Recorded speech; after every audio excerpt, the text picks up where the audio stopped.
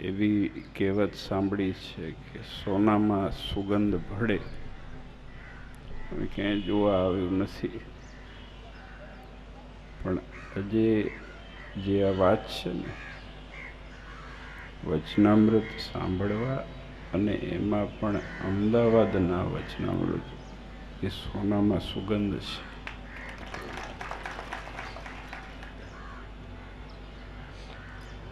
મહારાજે પ્રથમનું પહેલું વચનામૃત, જો આપણે બધાના છેડા ઉપરની વાત છે. બધાને દુનિયામાં વ્યાધિને ચિંતા હોય તો એક જ છે કે છેલ્લે શું થશે. જાણે અજાણે વિચાર તો આવે જ. માણસ બહુ દોડતો હોય કે આરામ કરતો હોય, ક્યારેક કોકના ઘરે બોમ્બ ફૂટતા હોય કે પાડોશમાં કંઈક થયું હોય, ત્યારે થાય એમ કે આ છેડો ક્યાં આપણા બધાનો. મહારાજે પહેલા જ વચનામૃતમાં આ જીવની ગતિ કેવી છે એની વાત કરી છે. કે ભગવાનનો ભક્ત ક્યાં જાય છે અને કેવી રીતે જાય છે, આનાથી શરૂઆત થઈ છે વચનામૃત.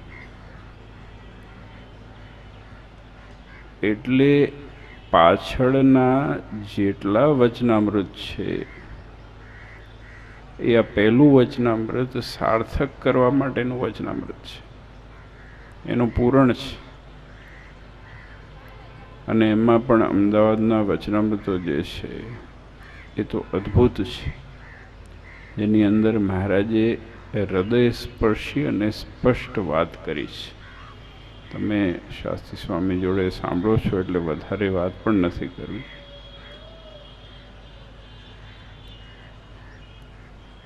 દરેક શાસ્ત્ર જ્યારે સાંભળવાનું થાય, ભાગવત તમે સાંભળો કે રામાયણ હોય કે જે મુખ્ય મૂળભૂત જે શાસ્ત્રો છે એ સાંભળો, સત્સંગી જીવન છે કે ભૂષણ પણ છે, ત્યારે પ્રારંભ એ વક્તા અને શ્રોતાની પાત્રતાથી થાય છે. વક્તા કોણ હતા, શ્રોતા કોણ હતા, અને વળી જ્યાં જ્યાં વાત આવે ત્યારે શ્રોતાના પણ લક્ષણ કહેવામાં આવે છે. હવે કથાઓ બધી ફાસ્ટ થવા માંડી એટલે આગળના મંગલાચરણ હોય કે પ્રસ્તાવના હોય કે આગળની કથા હોય એ બધી ટૂંકી ટૂંકી આવે. પણ આ સિદ્ધાંત અને નિયમ છે. એટલે જો તમે અતિ ભાગ્યશાળી છો કે તમને જે વક્તા મળ્યા છે એ જે બોલે છે એ એના જીવમાં છે. હજી બહુ કઠણ છે. કઠણ એ છે, કઠણ ભગવાનના થઈને નારાયણ દેવના આશ્રયમાં રહેવું એ બહુ મોટી પ્રાપ્તિ છે, ઉપલબ્ધિ છે ને તપ છે. દેવના થઈને રહેવું, કારણ કે બધાને પોતાના મનગમતામાં દુનિયા ચલાવી છે. તો તમે શાસ્ત્રી સ્વામીને સાંભળ્યા એ તમારા અતિ મોટા ભાગ્ય છે. સર્વાવતારી શ્રી હરિએ સ્વયં પ્રમાણિત કરેલા અને સંપ્રદાયનું સર્વોપરી શાસ્ત્ર એવું વચનામૃત, 273 વચનામૃત, એ એટલું બધું ગૂઢ છતાંય એટલું મહત્ત્વનું શાસ્ત્ર છે. મહારાજ સાથે આપણે જેમ વાતો કરતા હોઈએ, આપણી મુશ્કેલીઓ, આપણા પ્રશ્નો, આપણી ઉત્સુકતા મહારાજ આગળ રજૂ કરતા હોઈએ, અને નંદ સંતોએ, હરિભક્તોએ મહારાજ આગળ પ્રશ્નો પૂછ્યા છે, મહારાજે સ્વયં એના ઉત્તર કર્યા છે. અને એ સંતો એવા હતા કે જે જ્ઞાતા હતા, પણ એમને શ્રીજી મહારાજના મુખે કરીને વાત સાંભળવી હતી. એટલે મોટાભાગે મહારાજને સંતો એમ કહ્યું કે મહારાજ તમે જ ઉત્તર કરો.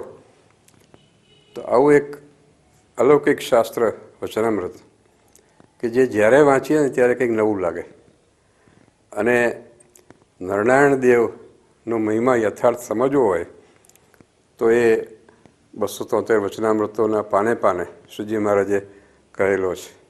નરનારાયણ દેવ અને મહારાજ બે એક જ છે એનું પ્રતિપાદન આ વચનામૃતો આપણને કરી આપે છે.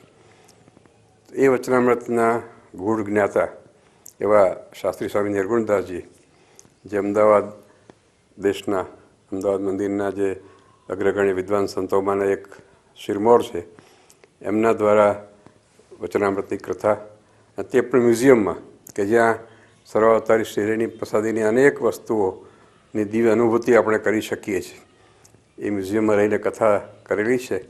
ખૂબ આવકારદાયક છે, ધન્યવાદને પાત્ર છે અને સત્સંગીઓ માટે ખૂબ આ સીડી બહુ પ્રેરણાદાયક બની રહેશે એવી શ્રીજી મહારાજના ચરણોમાં, નારાયણ દેવના ચરણોમાં મારી નમ્ર પ્રાર્થના છે. આ સીડીના પ્રકાશન બદલ ખૂબ ખૂબ અભિનંદન. 37મું વચનામૃત. સ્વામિનારાયણ હરે, સ્વામિનારાયણ હરે. સંવત 1876 પોષવદી 14ને દિવસ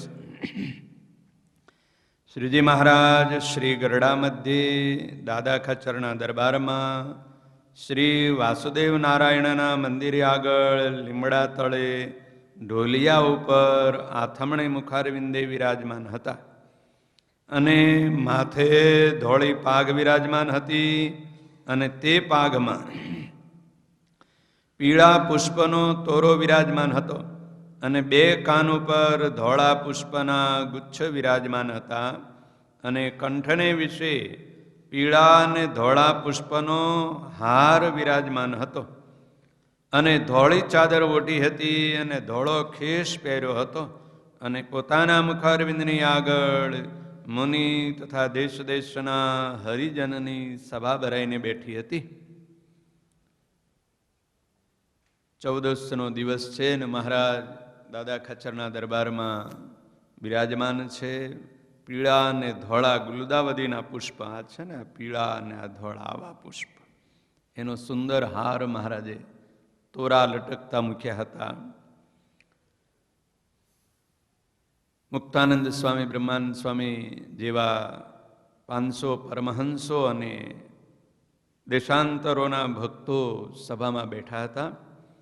પછી શ્રીજી મહારાજ બોલ્યા, જે અણસમજુ હોય ને તેણે ભેખ લીધો હોય તો પણ તેને જ્યાં જ્યાં પોતાની જન્મભૂમિ હોય તેને વિશે હેત ટળતું નથી.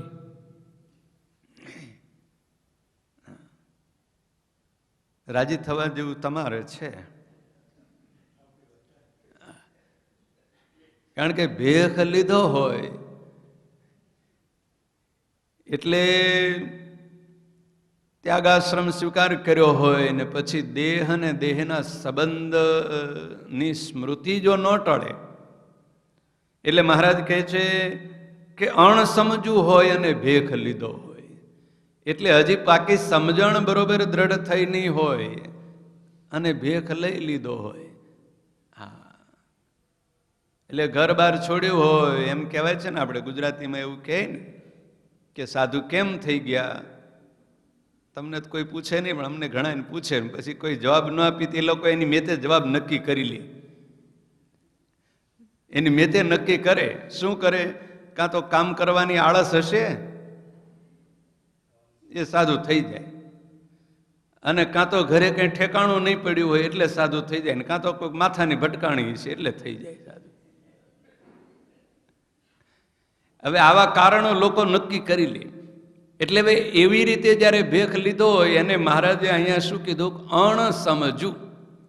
સમજણ નથી કે મેં ભેખ શા માટે લીધો છે. અત્યારે મોટી તકલીફ એ થાય છે કે આપણે કરતા હોઈએ માળા, ભગવાનની જ માળા કરીએ ને, પણ સમજણપૂર્વકની માળા ન હોય. શું કરવા માળા કરવી છે ખબર છે?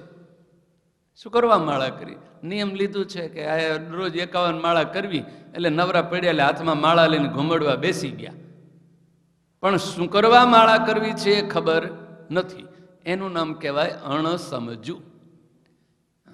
હવે ભેખ શા માટે લીધો છે એ ખબર જ નથી ઘણાયને. ભેખ શાના માટે લેવો પડે, ત્યાગ શાના માટે કરવું પડે? ઘર બાર કુટુંબ પરિવાર જન્મભૂમિ એનો ત્યાગ શુક્રવા કરવો પડે, સાધુ શુક્રવા થવું પડે. કારણ તો એ છે, શાસ્ત્ર એમ કહે છે કે ત્યાગ શા માટે કરવો? કે પોતાના આત્માના શ્રેય માટે ત્યાગ કરવાનો છે. શેનો? સંસારનો, કુટુંબનો, પરિવારનો, કે જન્મભૂમિને છોડે તો શુક્રવા છોડે, આત્માના મોક્ષ માટે છોડે. એના માટે છોડવાનું હોય ને, એના માટે ત્યાગ કરવાનો હોય ને. પણ સમજણ એ નથી કે મોક્ષ મને કેમ મળશે, મને આત્યંતિક મોક્ષની પ્રાપ્તિ કેવી રીતે થાય, એ સમજણ નથી. એટલે ત્યાગ તો કરી દીધો છે, પણ સમજણ વગરનો ત્યાગ થયો.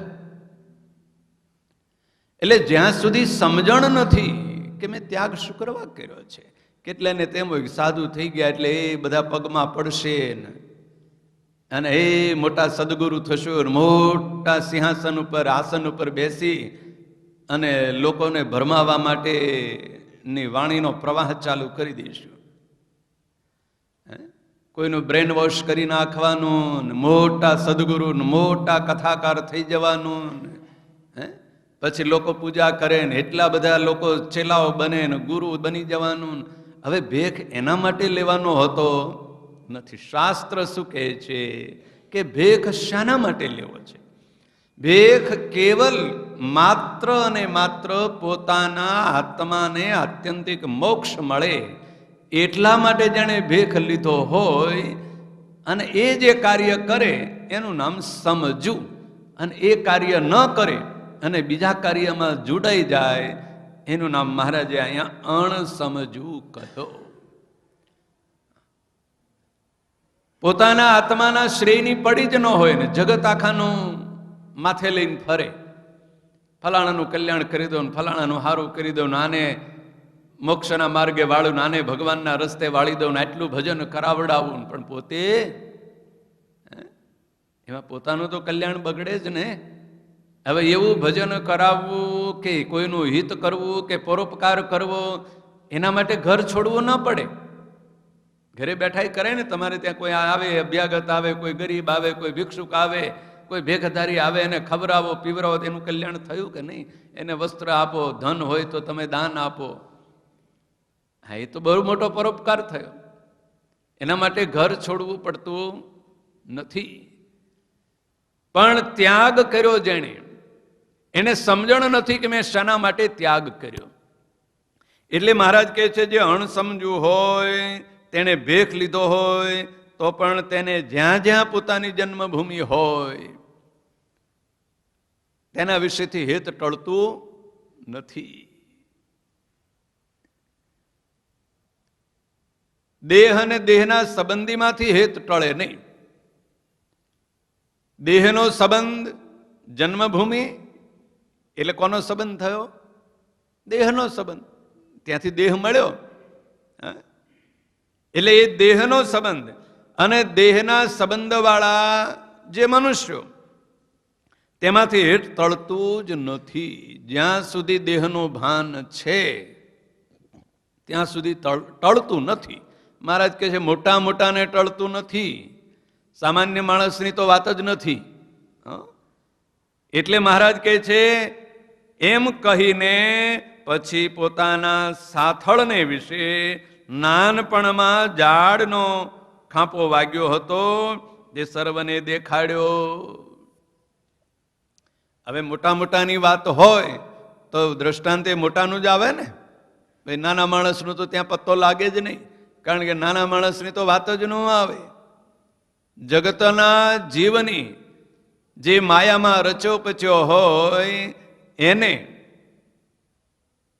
તો આ સંસારમાંથી કેમ છૂટવું, મોક્ષ કેમ મેળવવો, એનો તો વિચાર જ આવતો નથી.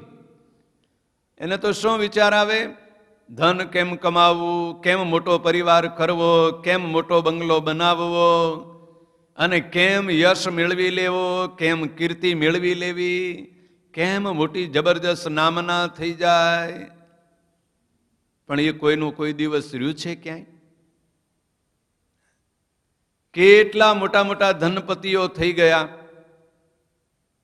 કેટલી મોટી મોટી યશ અને કીર્તિવાળા દુનિયામાં થઈ ગયા હશે, છે કોઈને ખબર? કેટલાને ઓળખો છો? એમાંથી કરોડો થઈ ગયા, એમાંથી એકાદ બેનું નામ ખબર નથી.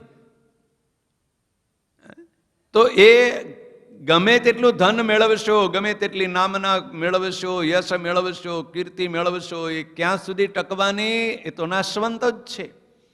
પણ જગતના જીવને તો એ જ દેખાય, પોતાના આત્માનું શ્રેય કે મોક્ષની વાત દેખાતી નથી. એવા મોટા મોટા હોય એને પણ દેહનો સંબંધ, એટલે મહારાજે પોતાની જ વાત પહેલા કરી. મહારાજ કહે છે કે અમને જે આ સાથળમાં એક નિશાન ખાંપો વાગ્યો છે, છપૈયાની એ ખાંપા તળવડી અને આંબલીનું વન અને નાના નાના મિત્રો, 9 વર્ષ ને 10 વર્ષની ઉંમર મહારાજની, અને એ ખાંપો સાથળમાં વાગ્યો છે. મહારાજ કહે છે સ્નાન કરવા બેસીએ ને જ્યાં સાથળમાં ખાંપો દેખાય એટલે પેલી ખાંપા તળાવડી યાદ આવે છે, ને હારે પેલા સુખનંદન ને વેણી માધવ ને નાના નાના મિત્રો હતા ને એ યાદ આવી જાય છે, અને છપૈયાની ભૂમિ યાદ આવે છે. આ ચિહ્નને જ્યારે અમે દેખીએ છીએ ત્યારે તે ઝાડ ને તલાવડી સાંભળી આવે છે. એ આંબલીનું ઝાડ પણ સાંભળી આવે છે. કેવું મોટું ઘટાદાર ઘાટું આંબલીનું વૃક્ષ હતું, અને એ પડખે મોટી સુંદર તળાવડી હતી, અને મિત્રો રમતા હતા, ને બધું મહારાજ કહે છે યાદ આવી જાય છે. એટલે મહારાજે પોતાનું દ્રષ્ટાંત શા માટે આપ્યું? કે સ્વયં પોતે પરબ્રહ્મ પરમાત્મા, અનંત કોટી બ્રહ્માંડના અધિપતિ, સર્વ અવતારના અવતારી એવા ભગવાન પુરુષોત્તમ નારાયણ, એમણે મનુષ્ય દેહ ધારણ કર્યો. તો મનુષ્ય દેહ ધારણ કર્યો અને મનુષ્યના ધર્મ અંગીકાર કર્યા, મનુષ્યનો સ્વભાવ સ્વીકાર કર્યો. તો એ સ્વભાવના કારણે, એ ધર્મના કારણે સ્વયં પરમાત્મા છે, તો પણ મનુષ્ય દેહના કારણે મનુષ્ય દેહને જે સ્મરણ આવે છે એ પોતાને પણ સ્મરણ થવા માંડે છે. માટે જન્મભૂમિ તથા પોતાના સગા સંબંધી તેને અંતરમાંથી વિસારી દેવા તે ઘણું કઠણ છે. એટલે મહારાજ કહે છે કે જન્મભૂમિ અને દેહના સંબંધી, સગા હોય ને સંબંધી હોય, તેને અંતરમાંથી વિસારી દેવા એ અતિ કઠણ છે. હવે મારા શુક્રવાર યાદ કરે છે આ કે જન્મભૂમિ અને દેહના સંબંધી એને વિસારી દેવા અતિ કઠણ તો છે, પણ જ્યાં સુધી એ વિસરાઈ ન જાય, ભૂલાઈ ન જાય, ત્યાં સુધી એને પોતાના આત્મ સ્વરૂપનું જ્ઞાન ન થાય, પોતે કોણ છે એ ખબર ન પડે. દર્પણ આગળ જઈને ઉભા રહો, મોઢું તમારું જોવું છે, પણ આપણે રિવાજ થતો ને પેલા જૂના જમાના બેનો પેલા ઘૂમટો કાઢતા, એમ ઘૂમટો કાઢીને દર્પણ આગળ જઈને ઉભા રહો તો કોનું મોઢું દેખાય? કોઈનું ન દેખાય. દેખાય એમ આ દેહ અને દેહનો સંબંધ એ તો ઘૂમટો છે. જેટલો વધારે એમાં હેત એટલો ઘાટું કાપડ સમજવાનું. ઘૂમટો કાઢે તો જાડી સાડી હોય ને પાતળી સાડી હોય ને જાડલો પાતળો સાડલો હોય તો થોડુંક હમરવું દેખાય ખરું, કે રસ્તામાં કોણ આવ્યું, અંધારું છે, પગ રસ્તે ચાલવું હોય તો ખાડો ટેકરો દેખાઈ આવે. પણ ઘાટી પછડી જેવી ઓઢી હોય અને પછી એનો ઘૂમટો કાઢે તો કાંઈ ન દેખાય. એમ પોતાના આત્માનું સ્વરૂપ, આત્મા સ્વરૂપને ઓળખવું છે. હવે આત્મા સ્વરૂપ જ્યાં સુધી પોતે પોતાને ન ઓળખે ત્યાં સુધી પરમેશ્વરને ક્યાંથી ઓળખાય? પોતે પોતાને જ ન ઓળખી શકે કે હું કોણ છું, મારો આત્મા કેવો છે, ત્યાં પોતાને સ્વરૂપને જ્યારે ઓળખે ત્યારે બીજાને ખબર પડે, બીજાના સ્વરૂપની ખબર પડે, એટલે કે પરમેશ્વરના સ્વરૂપનું જ્ઞાન થાય.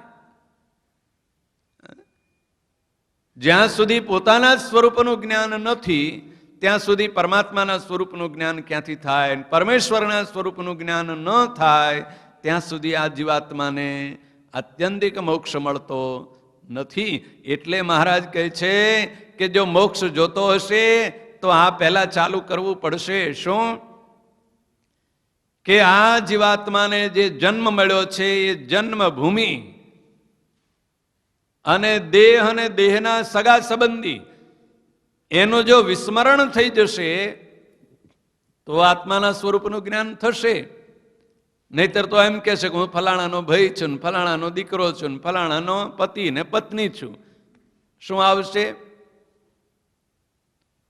હા, અંધારી રાતમાં અડધી રાતે કોઈ જગાડીને પૂછેલા કોણ આહુતો છે તો શું જવાબ આપવાનું મન થાય?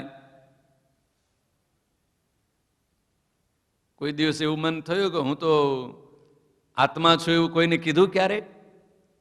અત્યારે વિચારી જજો, કોઈ દિવસ એમ થાય કે હું આત્મા છું એવું કહીશ? હિંમત જ ન આવે કહેવાની, થાય જ નહીં. હા, હું મનજીભાઈ કાનજી છું, ભાઈ છું, હું ફલાણો સ્વામી છું એમ જ કે, હા હું શાસ્ત્રીજી છું એમ જ કે, બધાયની વાત છે. એટલે મહારાજ કોઈને છોડ્યા નથી. શું આવે? દેહ અને દેહના સગા સંબંધ, દેહની હારે સંબંધ જોડાણો છે એને મહારાજ કહે છે જે વિસરી દેવું, અંતરમાંથી કાઢી નાખવું એ ઘણું કઠણ છે. માટે જેને જેને જન્મભૂમિ તથા દેહના સંબંધી તે ન સાંભળતા હોય તે બોલો. એટલે આમાં કઈ સાધુ બોલો, ત્યાગી બોલો કે પરમહંસ બોલો એવું ન કીધું. હો, સભામાં બેઠા હોય બધાની વાત આવે કે જેને જન્મભૂમિ ન યાદ આવતી હોય, જેને દેહના સંબંધી યાદ ન આવતા હોય, સાચી રીતે હો, કહેવાની રીતે તો હવ કે કેવડાવે તો ઘણા બધા કે હું આવો એકાંતિક છું, ફલાણા જેવો છું ને એવું નામ કેટલાય ટાઇટલ લગાવડાવી દે કે ઓ વખાણ કરવા બેસે ત્યારે એકાબીજાના એવા સરસ વખાણ કરવા માંડી પડે કે હો આ તો દાદા ખાચર જેવા. દાદા ખાચરનું રૂમાડું થાય એમ ન હોય. હો આ તો મુક્તાનંદ સ્વામી જેવા ને ગોપાળાનંદ સ્વામી જેવા. એના પરસેવાનું બિંદુ ન ઉપજે એવું હોય. અને ઉપમા ને વખાણ ને આમ બધાના થઈ જાય એટલે હવ કહેવા તો તૈયાર થઈ જાય, પણ અંતરથી, મહારાજે અહીંયા અંતર શબ્દ લખ્યો છે, અંતરમાંથી વિસારી દેવા. ઉપરથી વાણીથી વિસરી જાય, વ્યવહારથી વિસરી જાય, પણ અંતરમાંથી વિસારી દેવા એ અતિ કઠણ છે. ને જ્યાં સુધી અંતરમાંથી આ ન વિસરાય, ન ભૂલાય, ત્યાં સુધી તો દેહાધ્યાસ ટળે નહીં. અને દેહાધ્યાસ ન ટળે ત્યાં સુધી આત્મજ્ઞાનની સિદ્ધિ ન થાય અને પોતાના આત્માનું જ્ઞાન ન થાય ત્યાં સુધી પરમેશ્વરના સ્વરૂપનું જ્ઞાન ક્યાંથી થાય? અને જે લાજે કરીને ન બોલે તેને શ્રી નરનારાયણના સમ છે. મહારાજે સમ દીધા, ભગવાનના નરનારાયણ દેવના હમ દીધા કે તમારા ઈષ્ટદેવ જે નરનારાયણ દેવ મહારાજે મૂર્તિ પૂજવા આપી છે ને, હજી તો ભગવાન પધરાવ્યા નથી, મંદિર તો હજી કોઈને ખબર નથી કે મંદિર બંધાણું કે નથી બંધાણું. આ વચનામૃત લખાય ત્યારે હું હા એના પછી મહારાજે, આ તો 76મી સાલ છે હજી, પણ મહારાજે અહીં નરનારાયણ દેવના સમ દીધા કે નરનારાયણના સમ છે. 48મા વચનામૃતમાં મહારાજ આવશે મૂર્તિઓ પૂજવા આપી. એ વખતે દેશ ઉત્તર કે દક્ષિણ વિભાગ ન હતો.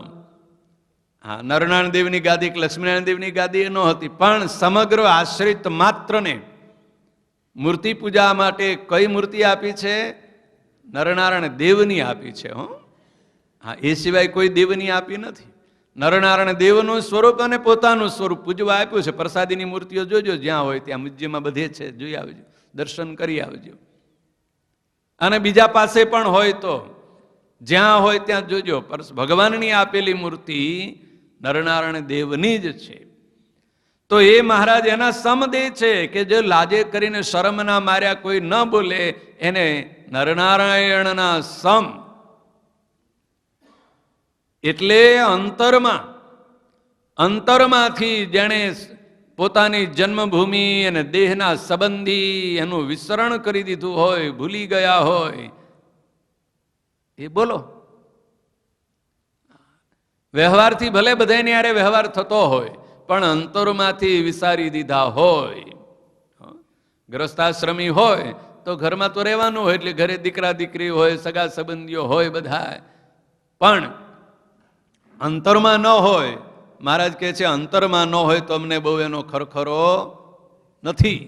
બહારથી ભલે ને ગમે તેટલી ઉપાધિ હોય, પણ આ તો બહારથી ઉપાધિ છોડીને અંતરમાં લઈને બેસી ગયા હોય. અંતરમાં બહુ જાજી બધી ઉપાધિ હોય અને બહાર તો બધું છોડી દીધું છે.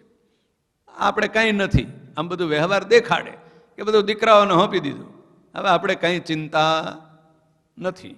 આવી બધી વાતો હોય, એ બધું બહારનું હોય, પણ મહારાજ કહે છે અંતરમાંથી ગયું કે નહીં? અંતરમાંથી જો એ દેહ અને દેહના સંબંધીની વાસના ન ટળી હોય, એમાંથી હેત ન ટળ્યું હોય, એ મહારાજ કહે છે બોલો કોને કોને જન્મભૂમિ યાદ આવે છે વારંવાર, અને કોને દેહ અને દેહના સંબંધી સગા સંબંધી યાદ આવે છે? તે જેમ હોય તેમ બોલો.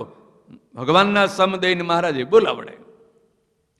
પછી સર્વે મુનિ જેમ જેને વર્તતું હતું તેમ બોલ્યા.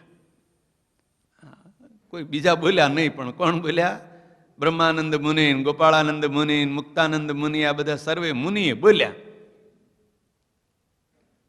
આપણને ખબર નથી શું કીધું, એ કોઈને યાદે આવતું હશે, પણ મહારાજને કહી દીધું. નિષ્કપટ હૃદયથી કહી દે તો મહારાજ એની જે ખામી હોય તરત મટી જાય ને જો કપટ રાખે તો ખામી બમણી થાય. એટલે કપટ છોડે તો જે ખામી હોય તરત જતી રહે, અને જો કપટ કર્યું તો એ હોય જરી કેટલી જરી કેટલી, વડના બીજ જેટલી. વડનું બીજ કેવડું હોય? જરી કેવું. પણ ચોમાસાનો વરસાદ પડે અને 2 વર્ષ પછી ત્યાં જોવા જાવ તો વડ કેવડો મોટો જબરજસ્ત થઈ જાય. એ બીજ હોય નાનું, પણ મોટું જબર વૃક્ષ થાય એમાંથી. એમ કપટ રાખે અને જો ન બોલે તો કપટના કારણે જે અંતરમાં વાસના થોડી ઘણી રહી ગઈ હોય, એ કપટથી જો મહારાજને ન જણાવી હોય તો એ મોટી જબરજસ્ત વાસના થઈ જાય.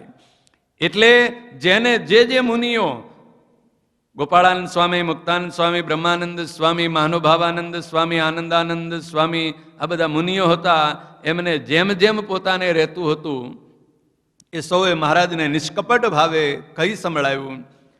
પછી તે સાંભળીને શ્રીજી મહારાજ બોલ્યા. આ બધા જ મુનિઓની વાત સાંભળી અને મહારાજ બોલ્યા છે જ્યારે પોતાને આત્મા રૂપે માનીએ ત્યારે તે આત્માની જન્મભૂમિ કઈ?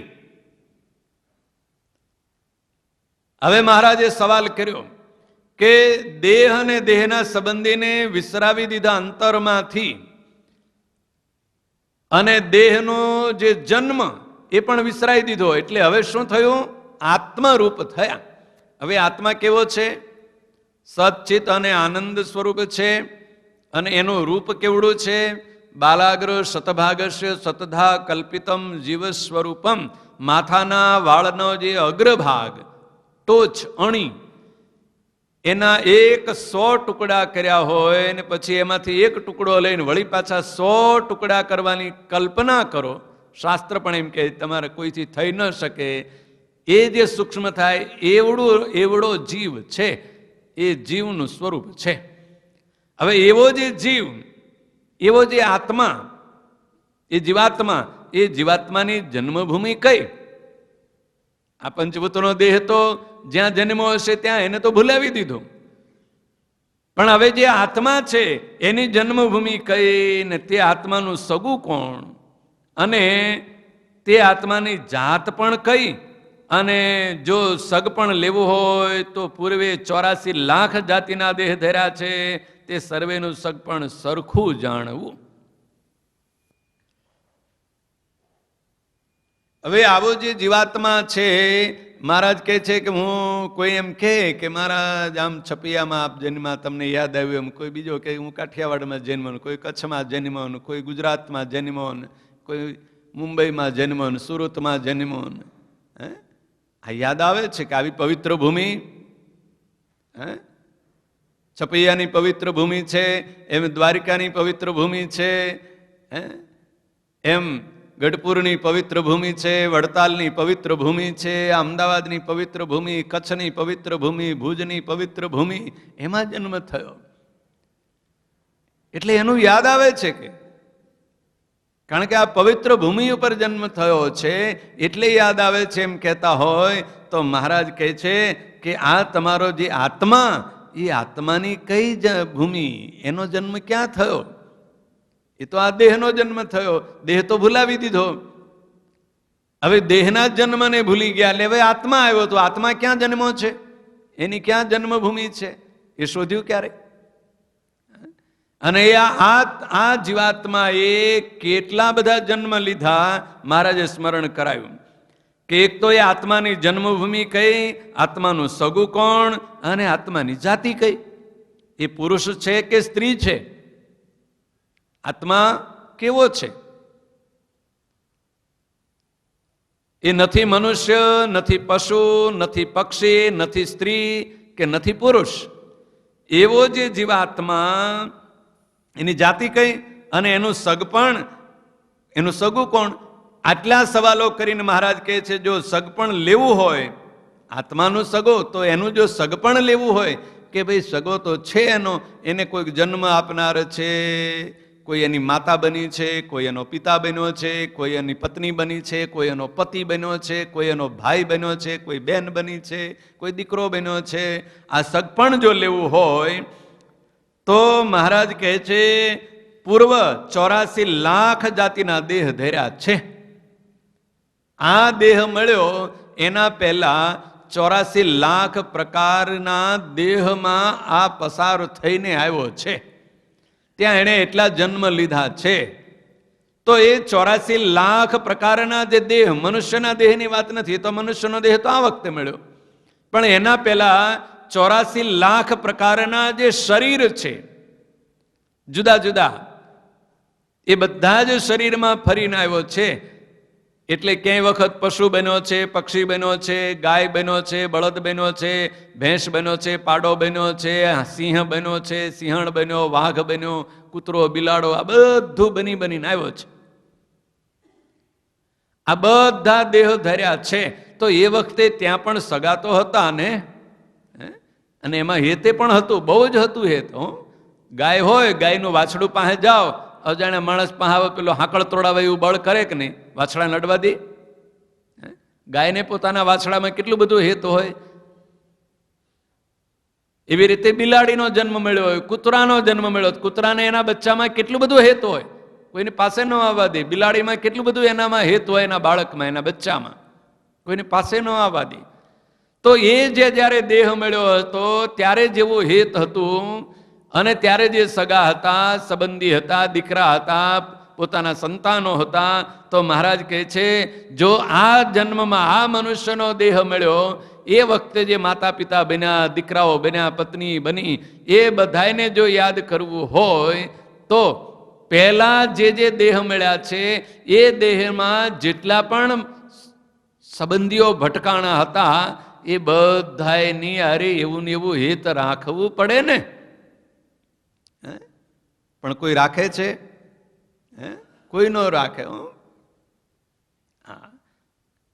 સંતો એક દ્રષ્ટાંત આપતા કે એક દાદા હતા, 80-90 વર્ષના થયા. હવે દીકરાઓનો ધંધો, દુકાન કરી હોય, ગામડામાં હોય ને, દુકાન કરે ને, આગળ દુકાન કરિયાણાનું બધું વેચે ને લોકો બધા વેચવા લેવા આવે ને એટલે કોઈ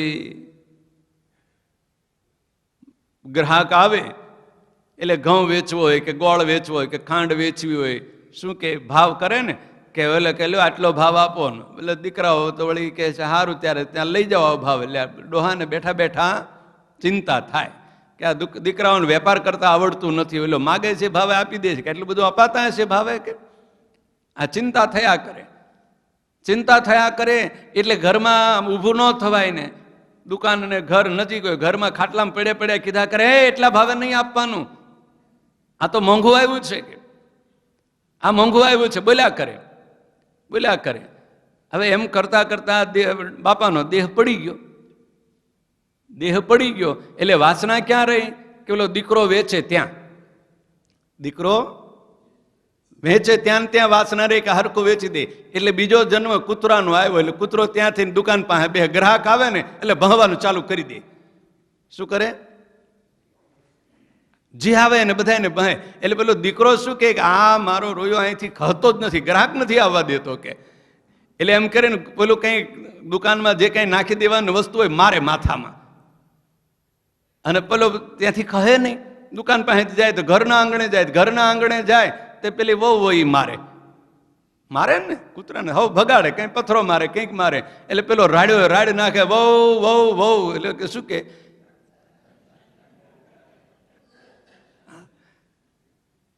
હવે કોઈક સાધુ મહાત્મા આવે એને ખબર પડી કે અરે કે આ બિચારો જો એને કહે છે બહુ હું તારો સસરો છું, મને તું ક્યાં મારે છે. પણ એમાં કોઈને રહે છે હે હોય તો સાચી વાત, પણ કેવું મારે? અને કોઈને એમ ન લાગે કે આને સસરાને મારે છે, પણ પેલાને તેમ લાગે ને કે આ બહુ મને મારે છે. પણ એ આ દેહ આવ્યો તો હવે ત્યાં કોઈ હિત કરવા જાય છે? મહારાજ અહીંયા એ વાત કરે છે કે જો આ સગું લેવું હોય તો પૂર્વજન્મમાં સગો હતો, એ હગો બાપ હતો, તો એ કૂતરાને બાપ કેવા જશે કોઈ? સસરો કેવા જશે કોઈ? એને સસરાને જેમ ખવડાવતો એમ ખવડાવશે? એ તો પથરા મારે છે. કારણ કે દેહ બદલાઈ ગયો. જો આત્મા તો બદલાતો નથી, દેહ બદલાઈ જાય છે. એટલે મહારાજ કહે છે આત્માનું સગું કોણ? જો આત્માનું સગું લેવું હોય તો પૂર્વમાં જેટલા જેટલા દેહ ધર્યા છે, 84 લાખ પ્રકારના દેહ ધર્યા, એ બધા જ દેહના જેટલા સગા હતા એ બધાની સાથે હેત રાખવું પડે. જો એકની સાથે હેત રાખો તો બીજાની સાથે હેત ન રાખો તો શું થયું કહેવાય? પક્ષપાત કર્યો.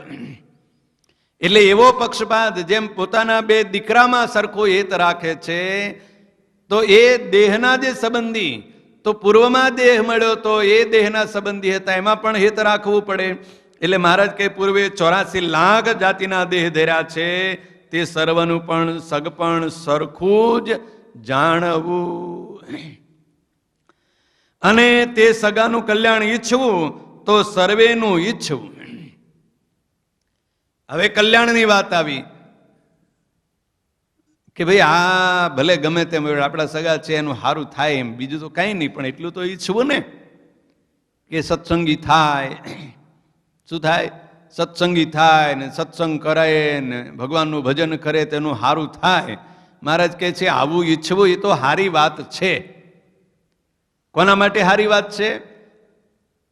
સૌના માટે સારી વાત છે, બધાયના માટે સારી વાત છે. પણ આવું ઈચ્છવું તો કોના માટે ઈચ્છવું? આ દેહના સંબંધી માટે, એકલા માટે ન ઈચ્છવું, પણ પૂર્વમાં જે 84 લાખ પ્રકારના દેહ ધરીને આવ્યો એ બધાયનું પણ કલ્યાણ ઈચ્છવું, એ બધાયનું ભલું થાય. હવે ક્યાં જન્મ ધર્યો તો પેલા, આ જન્મ પેલા ક્યાં હતા ખબર છે? નથી ખબર. તો સામે જે આવે એને પૂર્વના સંબંધી જ જાણો, કારણ કે એ થયેલા તો છે એક વખત. જે જ્યાં દ્રષ્ટિ પડશે, સામે જે પશુ પક્ષી માણસ આવશે, એ 84 લાખ યોનિઓમાં ગયા છો, ત્યાં એક વખત તો એની સાથે સંબંધ જોડાણેલો જ છે. એટલે જ્યાં જ્યાં દ્રષ્ટિ પડે, જે સામે આવે એ બધા કોણ છે? સંબંધિત છે. તો જેમ આ વખતના દેહના જે સંબંધી છે એનું કલ્યાણ ઈચ્છો, એમ પહેલા જેટલા દેહ ધર્યા છે એના જેટલા સંબંધી છે એ બધા સંબંધીનું પણ કલ્યાણ ઈચ્છવું. એટલે બધાને સત્સંગ થાય, ભગવાન ઓળખે અને ભગવાનનું ભજન કરે એવો પ્રયત્ન કરતા હોય ને કે સત્સંગી કરવો, આમ થાય તો મહેનત તો બધા કરે જ. તો એવું જ મહારાજ કહે છે, બધાનું સરખું જાણવું અને કલ્યાણ પણ સૌનું ઈચ્છવું. તો સર્વેનું ઈચ્છવું. અને આ મનુષ્યના દેહમાં આવ્યા ત્યારે 84 લાખ જાતના જે મા બાપ તે અજ્ઞાને કરીને વિસાર્યા છે, તેમ આ મનુષ્ય શરીરના જે મા બાપ છે તેમને જ્ઞાને કરીને વિસારી દેવા. હવે મહારાજ કહે છે કે આ દેહમાં જ્યારે જીવાત્મા આવ્યો એટલે પૂર્વમાં જેટલા દેહ ધર્યા હતા એના જેટલા સગા હતા, સંબંધી હતા, એ બધાને ભૂલી ગયો. શેના કારણે ભૂલ્યો? અજ્ઞાનના કારણે. એને સ્મરણ નથી, એને ભૂલી ગયો છે, વિસરાવી દીધા. એમાં હેત નથી, એમાં એને પ્રેમ નથી, એમાં કોઈ લાગણી નથી. કેમ કે ખબર જ નથી કોણ આ મારો પિતા હતો ને કોણ મારી મા હતી ને કોણ મારી પત્ની હતી ને કોણ મારો પતિ હતો ને કોણ મારો દીકરો દીકરી. આ બધું ભૂલી ગયો. શેના કારણે? અજ્ઞાનના કારણે ભૂલી ગયો છે, એટલે હેત નથી. એમ આ જે મનુષ્યનો દેહ મળ્યો એ મનુષ્યનો દેહ ના જે સગા છે, એના જે સંબંધી છે એ સંબંધીને પેલા અજ્ઞાને કરીને ભૂલાઈ ગયા છે. એમ આ વખતના દેહના સંબંધી છે એને જ્ઞાને કરીને મહારાજ કહે છે વિસરાવી દેવા. સમજણે કરીને. શું સમજણે કરીને? કે આ જે સંબંધ છે એ દેહનો સંબંધ છે અને દેહ તો નાશવંત છે, એટલે સંબંધ પણ નાશવંત. દેહ પણ નાશવંત છે એટલે સંબંધ પણ નાશવંત.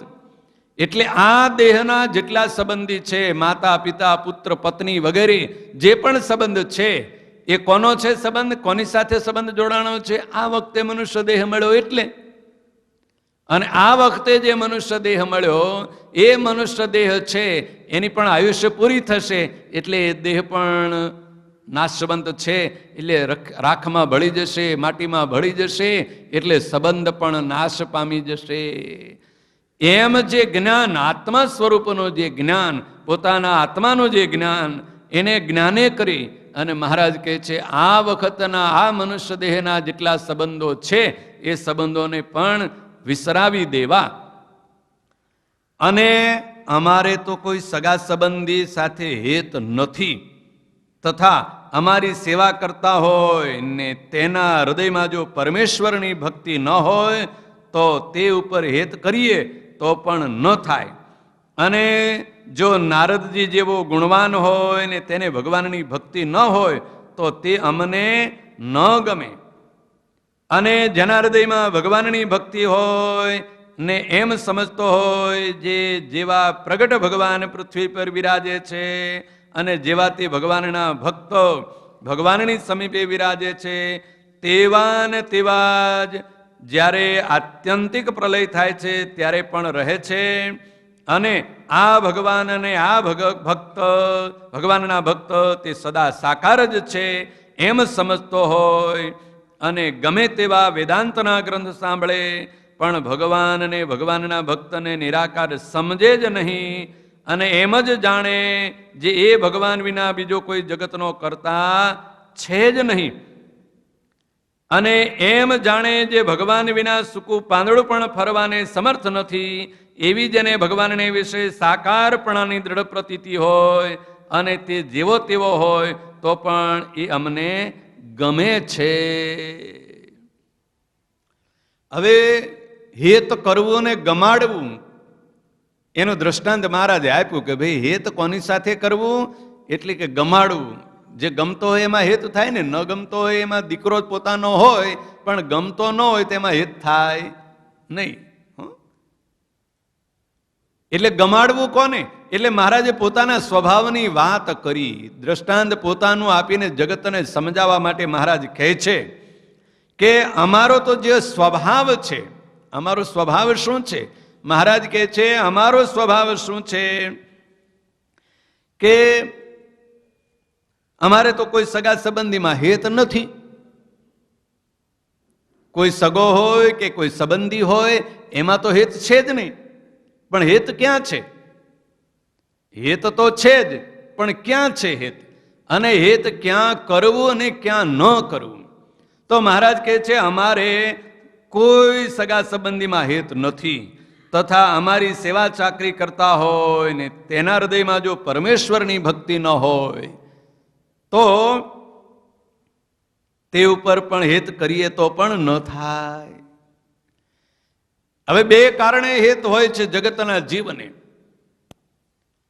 એક તો સંબંધનું કારણ હોય, અને સંબંધ ન હોય તો પોતાની સેવા ચાકરી કરતો હોય એના ઉપર હેત હોય ને. તમારે બધાને સગા સંબંધીમાં હેત હોય તો આ બાજુ અમારે બધાને કોઈ સેવા ચાકરી કરે ને કોઈ વધારે ડોનેશન આપતો હોય ને વધારે સેવા કરતો હોય ને એના પર બહુ હેત હોય. હા, એના વખાણ કરવા માંડી પડે, પછી હોય નહીં કાંઈ. હોય ને લાખ રૂપિયા આવીને મૂક્યા કે લ્યો આ પંચ ફળાવજો પ્રાઇવેટ સંસ્થામાં, એટલે પછી એમ કે કહો તમે તો દાદા ખાચર જેવા. હા, દાદા ખાચરનું લેબલ લેવું હોય તો બહુ સહેલું, બહુ સહેલું. એટલે ક્યાંક કોઈક સેવા કરતો હોય ત્યાં હેત થઈ જાય. આજ્ઞા પાલન કરતો હોય, સેવા કરતો હોય, કામ કરતો હોય અને એમાં હેત થાય, અને કાં તો સગા સંબંધીમાં હેત થાય. આ હેત થાય એ હેતનું જે કારણ છે. હવે હેત તો વસ્તુ છે જ, જીવાત્માની અંદર હેતરૂપી જે ગુણ એ છે તો ગુણ, પણ એ ગુણ ક્યાંકનો ક્યાંક ચોટ્યા વગર રહેતો નથી. એટલે આ બે જગ્યાએ ચોટે છે જગતના જીવને. પણ મહારાજ કહે છે એ બે જગ્યાએ અમને તો ક્યારેય ચોટતો નથી, હેત થતું નથી. કોઈ સગા સંબંધીમાં હેત, એટલે કુટુંબ પરિવારનો હોય, ભાઈ ભત્રીજો હોય, એમાં પણ ક્યાંય મહારાજ કહે છે અમને હેત છે નહીં. અને અમારી જે સેવા કરતો હોય, એ મૂળજી બ્રહ્મચારી હોય કે ભગુજી પાર્ષદ હોય કે બીજા સેવા કરનારા દાદા ખાચર જેવા કે બીજા ગમે તેટલા હોય, આ બધા જે સેવા કરનારા છે એ સેવા કરનારામાં પણ જો ભગવાનની ભક્તિ ન હોય તો મહારાજ કહે છે અમે હેત કરવા જઈએ તો પણ હેત થાય નહીં, થતું જ નથી. હેત કરવા જઈએ તોય હેત થતું નથી. કેમ કે એના હૃદયમાં જો ભગવાનની ભક્તિ ન હોય તો હેત થતું નથી. પેલો લોહ ચુંબક હોય ને, લોઢાનો ચુંબકનો કટકો, એ લોખંડની આરે અડાડો એટલે તરત ચોંટી જાય. પણ એનો એ કટકો જો એમાં ઇલેક્ટ્રોનિક્સ કરીને લોહ ચુંબક ન કર્યું હોય તો એનો એ લોખંડનો ટુકડો હોય તો લોખંડ આરે ચોંટે નહીં. એમ જે આ સંબંધ જોડાણો, શેનો સંબંધ જોડાણો? દેહનો સંબંધ. હવે સેવા ચાકરી કોની થાય છે? દેહની થાય છે ને. એટલે દેહનો સંબંધ આવ્યો. એ જો દેહનો સંબંધ ન હોય તો જગતના જીવને હેત થતું નથી. એટલે મહારાજ કહે છે અમારે તો દેહના સંબંધના કારણે પણ સગા સંબંધીમાં પણ હેત થતું નથી, અને દેહની સેવા ચાકરી કરનારા છે એમાં પણ જો ભગવાનની ભક્તિ ન હોય તો હેત થતું નથી. હેત કરવા જાય તો પણ ન થાય. અને જો નારદ જેવો ગુણવાન હોય. હવે ત્રીજું કારણ મહારાજ કહે છે કે ગુણના કારણે હેત થાય. ભલે ને આપણે કંઈ લેવા દેવા ન હોય, સંબંધ ન હોય, આપણું કંઈ કામ ન કરતું હોય, પણ કોઈ સારો ગુણવાન હોય તો એના પર એમ હેત થાય કે આ સારો માણસ છે, ભાઈ થાય ને. આપણે કથા સાંભળીએ, શ્રીમદ ભાગવતની કથા સાંભળીએ કે મહાભારતની કથા સાંભળીએ ને એમાં ગુણવાન હોય કે ભાઈ યુધિષ્ઠિર જેવા હતા કે અર્જુન જેવા હતા તો એના ગુણ દેખાણા, અને પેલો દુર્યોધન એના દુર્ગુણ દેખાણા. તો કોઈ દુર્યોધન નામ પાડે છે દીકરાનું, પોતાના દીકરાનું? કારણ કે એ ગમતો જ નથી. અને અર્જુન તરત દીકરાનું નામ પાડશે કે મારા દીકરાનું નામ અર્જુન પાડીએ, અર્જુન પાડીએ, પાર્થ પાડીએ. કેમ કે એમાં હિત દેખાણું. શેના કારણે હિત દેખાણું? ગુણના કારણે. અર્જુનમાં કે યુધિષ્ઠિરમાં, પાંડવોમાં કે ભાગવતની કથામાં આવતા હોય જે ગોપીઓના નામો, એમાં ગુણના કારણે હિત દેખાણું. તો એવું મહારાજ કહે છે, આ ત્રીજું જે કારણ છે, કોઈનામાં સદગુણ દેખાય અને જો હિત થાય તો એ ગુણમાં પણ મહારાજ કહે છે નારદ જેવો ગુણવાન હોય. હવે અર્જુન કરતા પણ આગળ મોટી વાત મહારાજે કરી કે નારદજી જેવો ગુણવાન હોય. એમાં કેટલા બધા ગુણો છે. જ્ઞાન તો છે જ, સમગ્ર સંસારનું જ્ઞાન છે અને જગત છોડી દીધું છે, એવા ત્યાગનો મોટો ગુણ છે. અને જીવ માત્રનું હિત કરવા આખી ત્રિલોકીમાં સતત ભ્રમણ કર્યા કરે છે. અને કોઈ પણ દુઃખી જીવ દેખાય તો એની પાસે નારદજી પહોંચી જાય અને એનું દુઃખ દૂર કેમ થાય એવો કંઈક ઉપાય એને શીખવાડે. પછી એ જગતનો જીવ શીખે કે ન શીખે એના ઉપર રહે, પણ શીખવાડે ખરા. કોણ? નારદજી. અને ભગવાનના સ્વરૂપનું જ્ઞાન આપે. અને એવા તો ગુણવાન છે. મહારાજ કહે છે નારદજી જેવો ગુણવાન હોય ને તેને ભગવાનની ભક્તિ ન હોય તો તે અમને ન ગમે. આવા મોટા ગુણમાં હોય.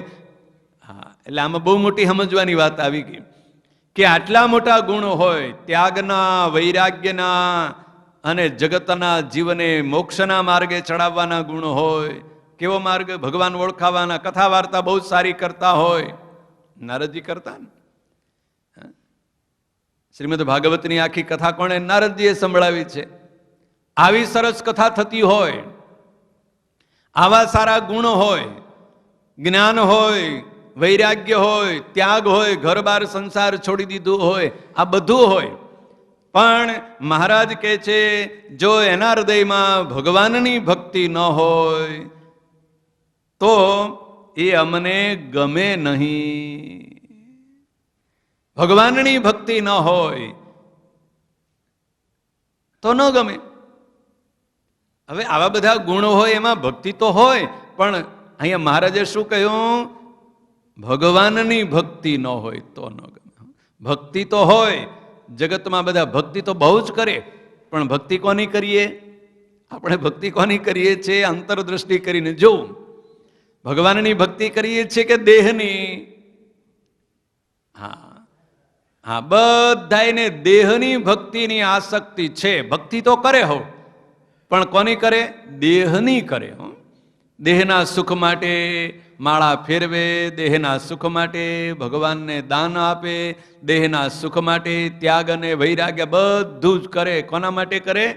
દેહના સુખ માટે કરે. માનતાઓ કરે ને જપ કરે ને બધું કરે. શું કરવા કરે? દેહના સુખ માટે કરે. ભગવાનની આગળ જઈને શું માગે? આ જગતનો જીવ વિચાર કરજો. મહારાજ કહે છે અંતરદ્રષ્ટિ કરીને વિચાર કરવો કે અત્યાર સુધી ભગવાનની પાસે જઈ જઈને શું માગ કર્યું છે. હે મહારાજ સારી બુદ્ધિ આપજો, હે મહારાજ ભલું કરજો. કોનું? પોતાનું ને.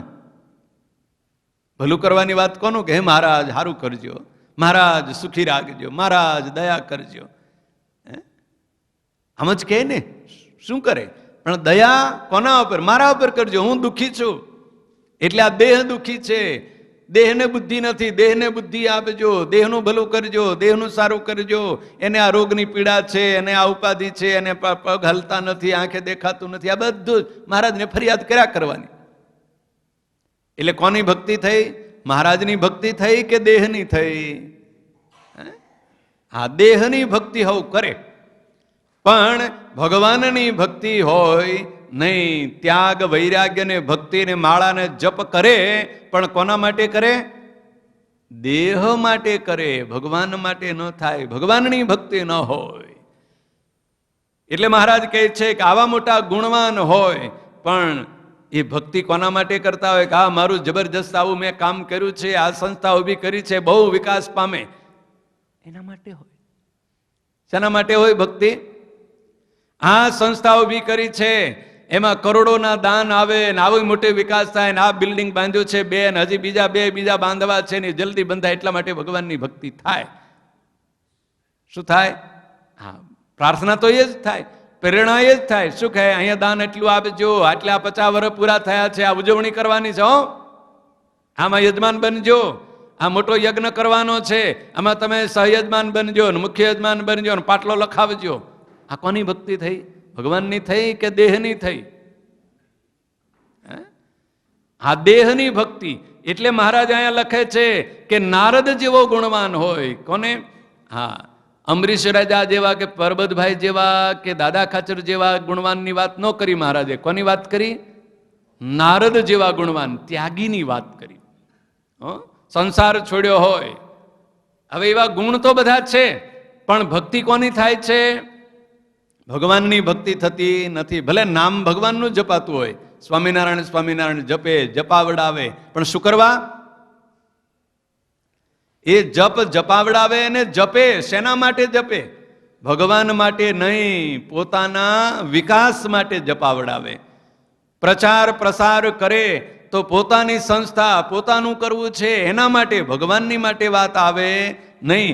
એટલે મહારાજ અહીં શબ્દ લખ્યો કે નારદ જેવો ગુણવાન હોય તેને ભગવાનની ભક્તિ ન હોય તો તે અમને ગમે નહીં. આ મહારાજને ગમતી વાત છે નહીં.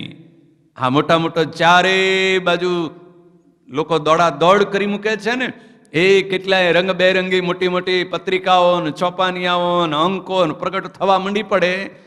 હા, એ બધું દેખાય તો ખરું, પણ એમાં મહારાજની ભક્તિ કેટલી, ભગવાનની ભક્તિ કેટલી? નામ તો ભગવાનનું વટાવવાનું. નામ કોનું વટાવે? સ્વામિનારાયણનું. ભજન કોનું કરાવે? સ્વામિનારાયણનું. પણ ભક્તિ કોની? જપ સ્વામિનારાયણનો થાય, પણ ભક્તિ સ્વામિનારાયણની નહીં. ભક્તિ તો પોતાની થાય કે આટલો સ્વામિનારાયણની ધૂન હું કરાવું તો વિકાસ કોનો કરવો છે? હા, પોતાને જે ધારી રાખ્યું છે એનો. એટલે ભક્તિ એટલે એની લાલસા ક્યાં ગઈ? શું મેળવી લેવું છે? એ જપ કરીને મેળવી લેવું છે, એનું નામ ભક્તિ. મેળવવું છે શું? યશ મેળવવો છે, કીર્તિ મેળવવી છે, ધન મેળવી લેવું છે. એટલે ભગવાનની ભક્તિ ત્યાં આવી નહીં. એટલે મહારાજ કહે છે અમને ગમતી વાત નથી. અને જે મહારાજને ન ગમે એને સત્કર્મ કહેવાય જ નહીં, પુણ્યકર્મ પણ કહેવાય નહીં. જે મહારાજને ન ગમે, ભગવાનને ન ગમે, એનાથી આ જીવાત્માને, દેહને ફાયદો થાય, પણ જીવાત્માને કોઈ પણ પ્રકારનો ફાયદો થાય નહીં. દેહને ફાયદો થાય, દેહને તો ફાયદો થાય જ, પણ આત્માને કોઈ ફાયદો થાય નહીં. એટલે શું થયું?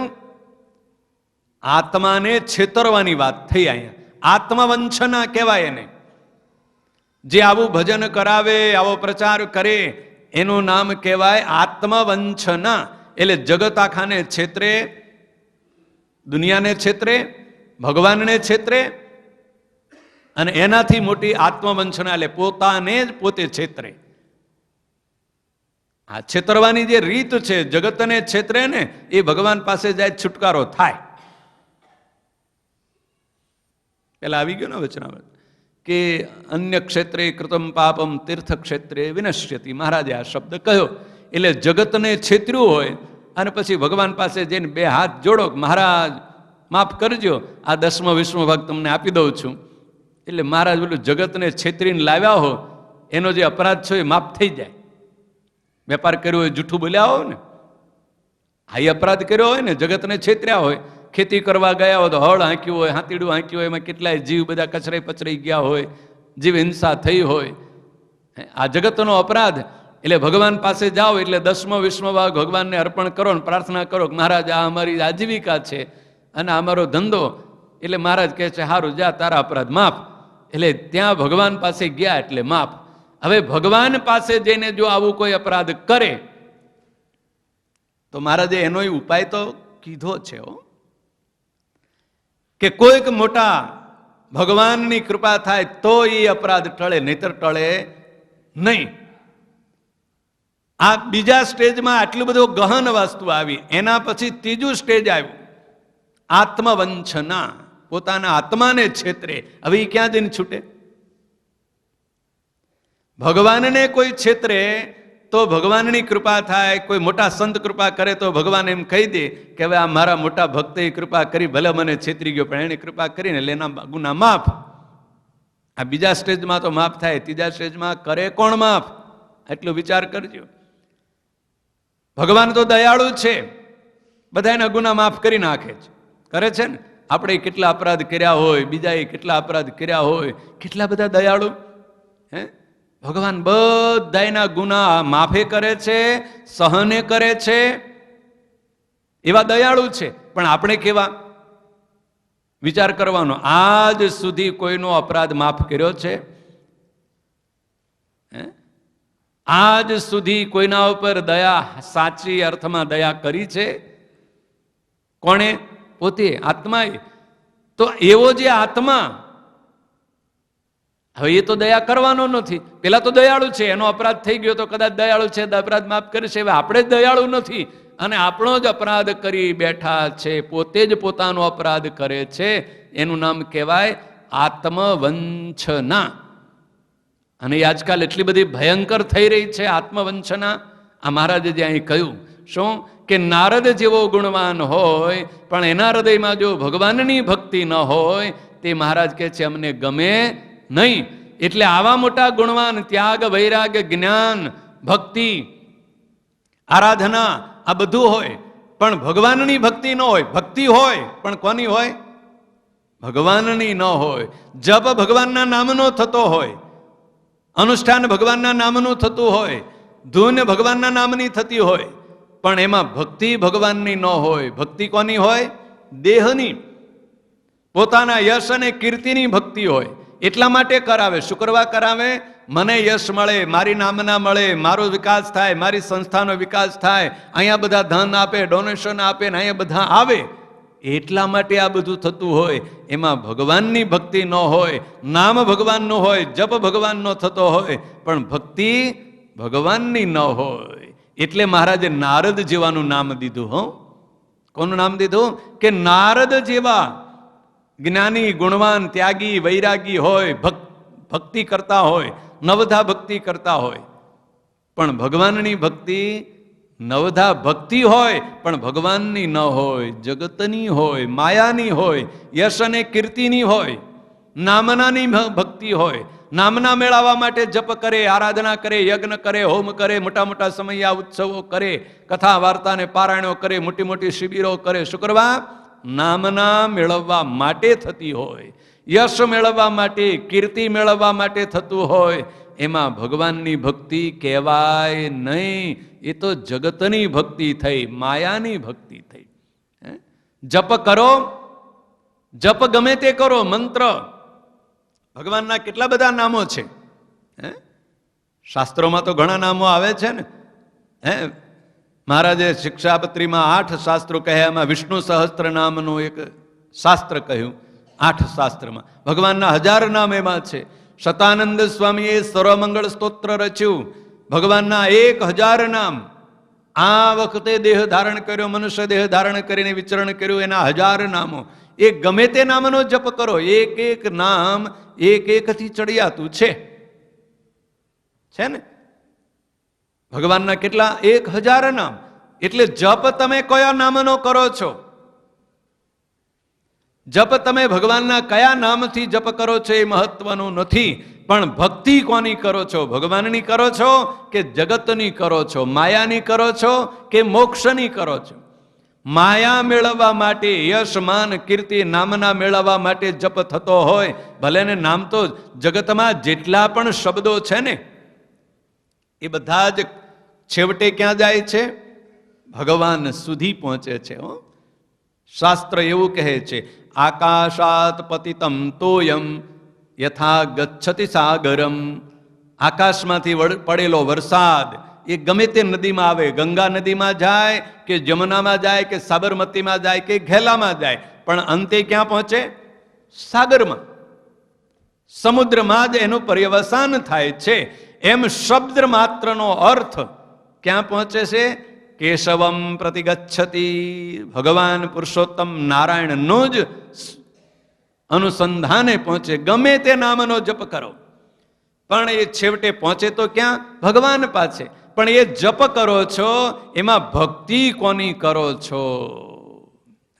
નામીએ સહિત નામ લેવું, આ જૂના કહેતા સંતો હો. નંદ સંતોનો અભિપ્રાય એવો હતો કે નામનું ભજન કરો, નામ સ્મરણ કરો, પણ નામીએ સહિત. એ નામી કોણ? સ્વામિનારાયણ સ્વામિનારાયણનું ભજન થાય છે, સ્વામિનારાયણ સ્વામિનારાયણનું રટન કરે, પણ એની પાછળ શું કરવા રટન થતું હોય? એ ભક્તિ એમાં ભગવાનની જો ન હોય તો શું હોય? જગત હોય. એટલે નામી એવા જે પરબ્રહ્મ પરમાત્મા ભગવાન પુરુષોત્તમ નારાયણ, એ અનંત કોટી બ્રહ્માંડના અધિપતિ, સર્વ અવતારના અવતારી ભગવાન પુરુષોત્તમ નારાયણ, એના માટે જો એ સ્વામિનારાયણ સ્વામિનારાયણ શબ્દનું રટણ થતું હોય તો એ નામીએ સહિત નામનું રટણ કહેવાય. પણ એ ધૂન કરાવે, કેટલાક 24 કલાકની કરાવે, મહિનાની કરાવે, વરહ આખાની કરાવી નાખે. બેહો બધા ભજન કરો, ચાલો, પણ શું કરવા? યશ મેળવવા, કીર્તિ મેળવવા માટે એ ભજન થતું હોય, નામનું રટણ થતું હોય. એમાં મહારાજ કહે છે જો ભગવાનની ભક્તિ ન હોય, એમાં ભગવાનની ભક્તિ ન હોય, માયાની ભક્તિ હોય, એ માયાની જે ભક્તિ હોય, મહારાજ કહે છે તે અમને ગમે નહીં. અને જેના હૃદયમાં ભગવાનની ભક્તિ હોય ને એમ સમજતો હોય, હવે ભગવાનની ભક્તિ હોય, ભગવાનની ભક્તિ હોય, ભગવાનને રાજી, ભગવાન સિવાય બીજો કોઈ ઈરાદો નથી, ભગવાનને પ્રસન્ન કરવા સિવાય બીજા કોઈ કારણે નથી. યશ કીર્તિ કે દેહના સુખ માટે કે ધન સંપત્તિ કે યશ અને કીર્તિ કાંઈ મેળવવું નથી. અને ભગવાનની ભક્તિ કરે છે, કોઈ ભગવાનના નામનો જપ કરે છે, સ્વામિનારાયણ સ્વામિનારાયણનો જપ કરે કે ઓમ નમો ભગવતે વાસુદેવ કે રામ કે કૃષ્ણ, જે કોઈ જે ભગવાને પોતાને મંત્ર આપ્યો છે એ મંત્રનો જે યુગમાં જે પરમાત્માએ અવતાર ધારણ કર્યો હોય ને જે નામ ધારણ કર્યું હોય એનો જે જપ કરવો, એ ભગવાનની ભક્તિ. એટલે એવી રીતે જો ભગવાનની ભક્તિ કરતો હોય, મહારાજ કહે છે હવે ભગવાનની ભક્તિ હોય, હવે એમાં એક બીજી શરત ઉમેરે છે મહારાજ કે એવી જે ભગવાનની ભક્તિ હોય, જગતની કોઈ માયા પહેલા જે આવી ગઈ એમાંનું કંઈ ન હોય અને ભગવાનની જ ભક્તિ હોય. હવે એવી જે ભગવાનની ભક્તિ કરતો હોય અને એના હૃદયમાં ભગવાનની ભક્તિ હોય ને એમ સમજતો હોય. હવે પછી સમજણની વાત આવી, આ શરત આવી બીજી કે એવી ભક્તિ તો કરતો હોય અને એમ સમજતો હોય જે જેવા પ્રગટ ભગવાન પૃથ્વી પર બિરાજે છે અને જેવા તે ભગવાનના ભક્ત ભગવાનની સમીપે બિરાજે છે, તેવા જ જ્યારે આત્યંતિક પ્રલય થશે ત્યારે પણ રહે છે. આ સમજણની વાત. એ જે પરમાત્માનું સ્વરૂપ, જેના હું દર્શન કરું છું, જેના હું વંદન કરું છું, જેની સાથે હું વાતો કરું છું, જેની સાથે હું બોલું છું, જેની સાથે હું કીર્તન ગાઉં છું, જેની પાસેથી હું કથા સાંભળું છું, જેના હું કીર્તનો સાંભળું છું, જેને હું કથા સંભળાવું છું, આ બધું જ કોણ છે? ભગવાનના ભક્ત છે. એ બધા જ ભગવાનના ભક્તો અને એ જે ભગવાનનું સ્વરૂપ, જેના હું દર્શન કરું છું, જેનું હું ચિંતન કરું છું, જેનું હું ધ્યાન કરું છું, એ જે આ પૃથ્વી ઉપર જે ભગવાનનું અત્યારે મને દેખાય છે, એવું ને એવું જે ભગવાનનું સ્વરૂપ છે, તે જ્યારે આત્યંતિક પ્રલય થઈ જશે ત્યારે પણ એના એ ભક્તો એવા ને એવા જ રહેવાના છે અને એ ભગવાનનું સ્વરૂપ પણ એવું ને એવું જ રહેવાનું છે. એમાં કોઈ પણ પ્રકારનો ફેરફાર થવાનો નથી. એવી જેની સમજણ હોય કે મરીને જશું એટલે ત્યાં કંઈક જુદું હશે એમ નથી. કેવું છે? અહીંયા જેવું અત્યારે મને દર્શન થાય છે, જેવો હું અનુભવ કરું છું, જેને હું વંદન કરું છું એવું ને એવું ભગવાનનું સ્વરૂપ, અને એવા ને એવા એ ભગવાનના જે ભક્તો છે એની જે સેવા કરે છે, પૂજા કરે છે, એ ભગવાનની આગળ જે ભજન કરે છે, કીર્તનો ગાય છે, કથા વાર્તા કરે છે, સાંભળે છે, દંડવત કરે છે, પ્રદક્ષિણા કરે છે, અને જે નવધા ભક્તિ કરે છે, એવા જે ભગવાનના ભક્તો અને સેવકો છે તે આત્યંતિક પ્રલય થશે ત્યારે પણ એવા જ રહેવાના છે. એના એ જ છે અક્ષરધામમાં. એનું જ નામ અક્ષરધામ છે કે સાથે એવા ને એવા છે પણ બીજા કોઈ નથી, એવી જ એની સમજણ હોય. અને આ ભગવાન અને આ ભગવાનના ભક્ત તે સદા સાકાર છે. કે આ જે ભગવાનનું હું ભજન કરું છું, જેને દંડવત કરું છું, પ્રણામ કરું છું, જેને હું હૃદયમાં ચિંતન કરું છું, જેના સ્વરૂપનું, જેની મૂર્તિનું હું હૃદયમાં ધ્યાન કરું છું, એવા જે મારા ઈષ્ટદેવ, એવા જે પરબ્રહ્મ પરમાત્મા ભગવાન પુરુષોત્તમ નારાયણ, સર્વ અવતારોના અવતારી, એ ભગવાન સર્વોપરી જે પરમાત્મા, એ પરમાત્મા કેવા છે? જેવા અત્યારે મને દેખાય છે એવા ને એવા સદાય સાકાર મૂર્તિ જ છે. અને એ ભગવાનના જે ભક્ત છે એ પણ એવા ને એવા જ અત્યારે જેવા મને દેખાય છે, જેવા હું દર્શન કરું છું, એવા જ સદાય સાકાર છે એમ સમજતો હોય. આ જે સમજણ છે, અને ગમે તેવા વેદાંતના ગ્રંથ સાંભળે પણ ભગવાનને, ભગવાનના ભક્તને નિરાકાર સમજે જ નહીં. આવી પાછી એ જે સમજણ છે એ એવી દ્રઢ સમજણ હોય, પાકી સમજણ હોય. એટલે મહારાજ કહે છે વેદાંતના ગમે તેટલા ગ્રંથ સાંભળે કે વાંચે પણ એની સમજણમાં કોઈ દિવસ ફેર પડે જ નહીં. કયો ફેર ન પડે? કે વેદાંતમાં તો શું આવે? વેદાંતમાં તો એવું આવે, હા, વેદાંત ઘણા પ્રકારના વેદાંત છે. એ વેદાંતનો જેવો અર્થ કરવો હોય એવો અર્થ થાય. વેદનો જે અંત ભાગ છે, ઉપનિષદો, એ ઉપનિષદોના જે શ્લોકો છે એ શ્લોકોને મંત્ર કે કારિકાઓ કહેવાય. એના અર્થ જેટલા આચાર્યો થયા એ બધાએ પોતાની સમજણ પ્રમાણે જુદા જુદા અર્થ કર્યા. શંકરાચાર્યજીએ જુદો અર્થ કર્યો, રામાનુજાચાર્યએ જુદો અર્થ કર્યો, વલ્લભાચાર્યજીએ કંઈક જુદો અર્થ કર્યો, નિંબાર્કા આચાર્યએ કંઈક જુદો અર્થ કર્યો.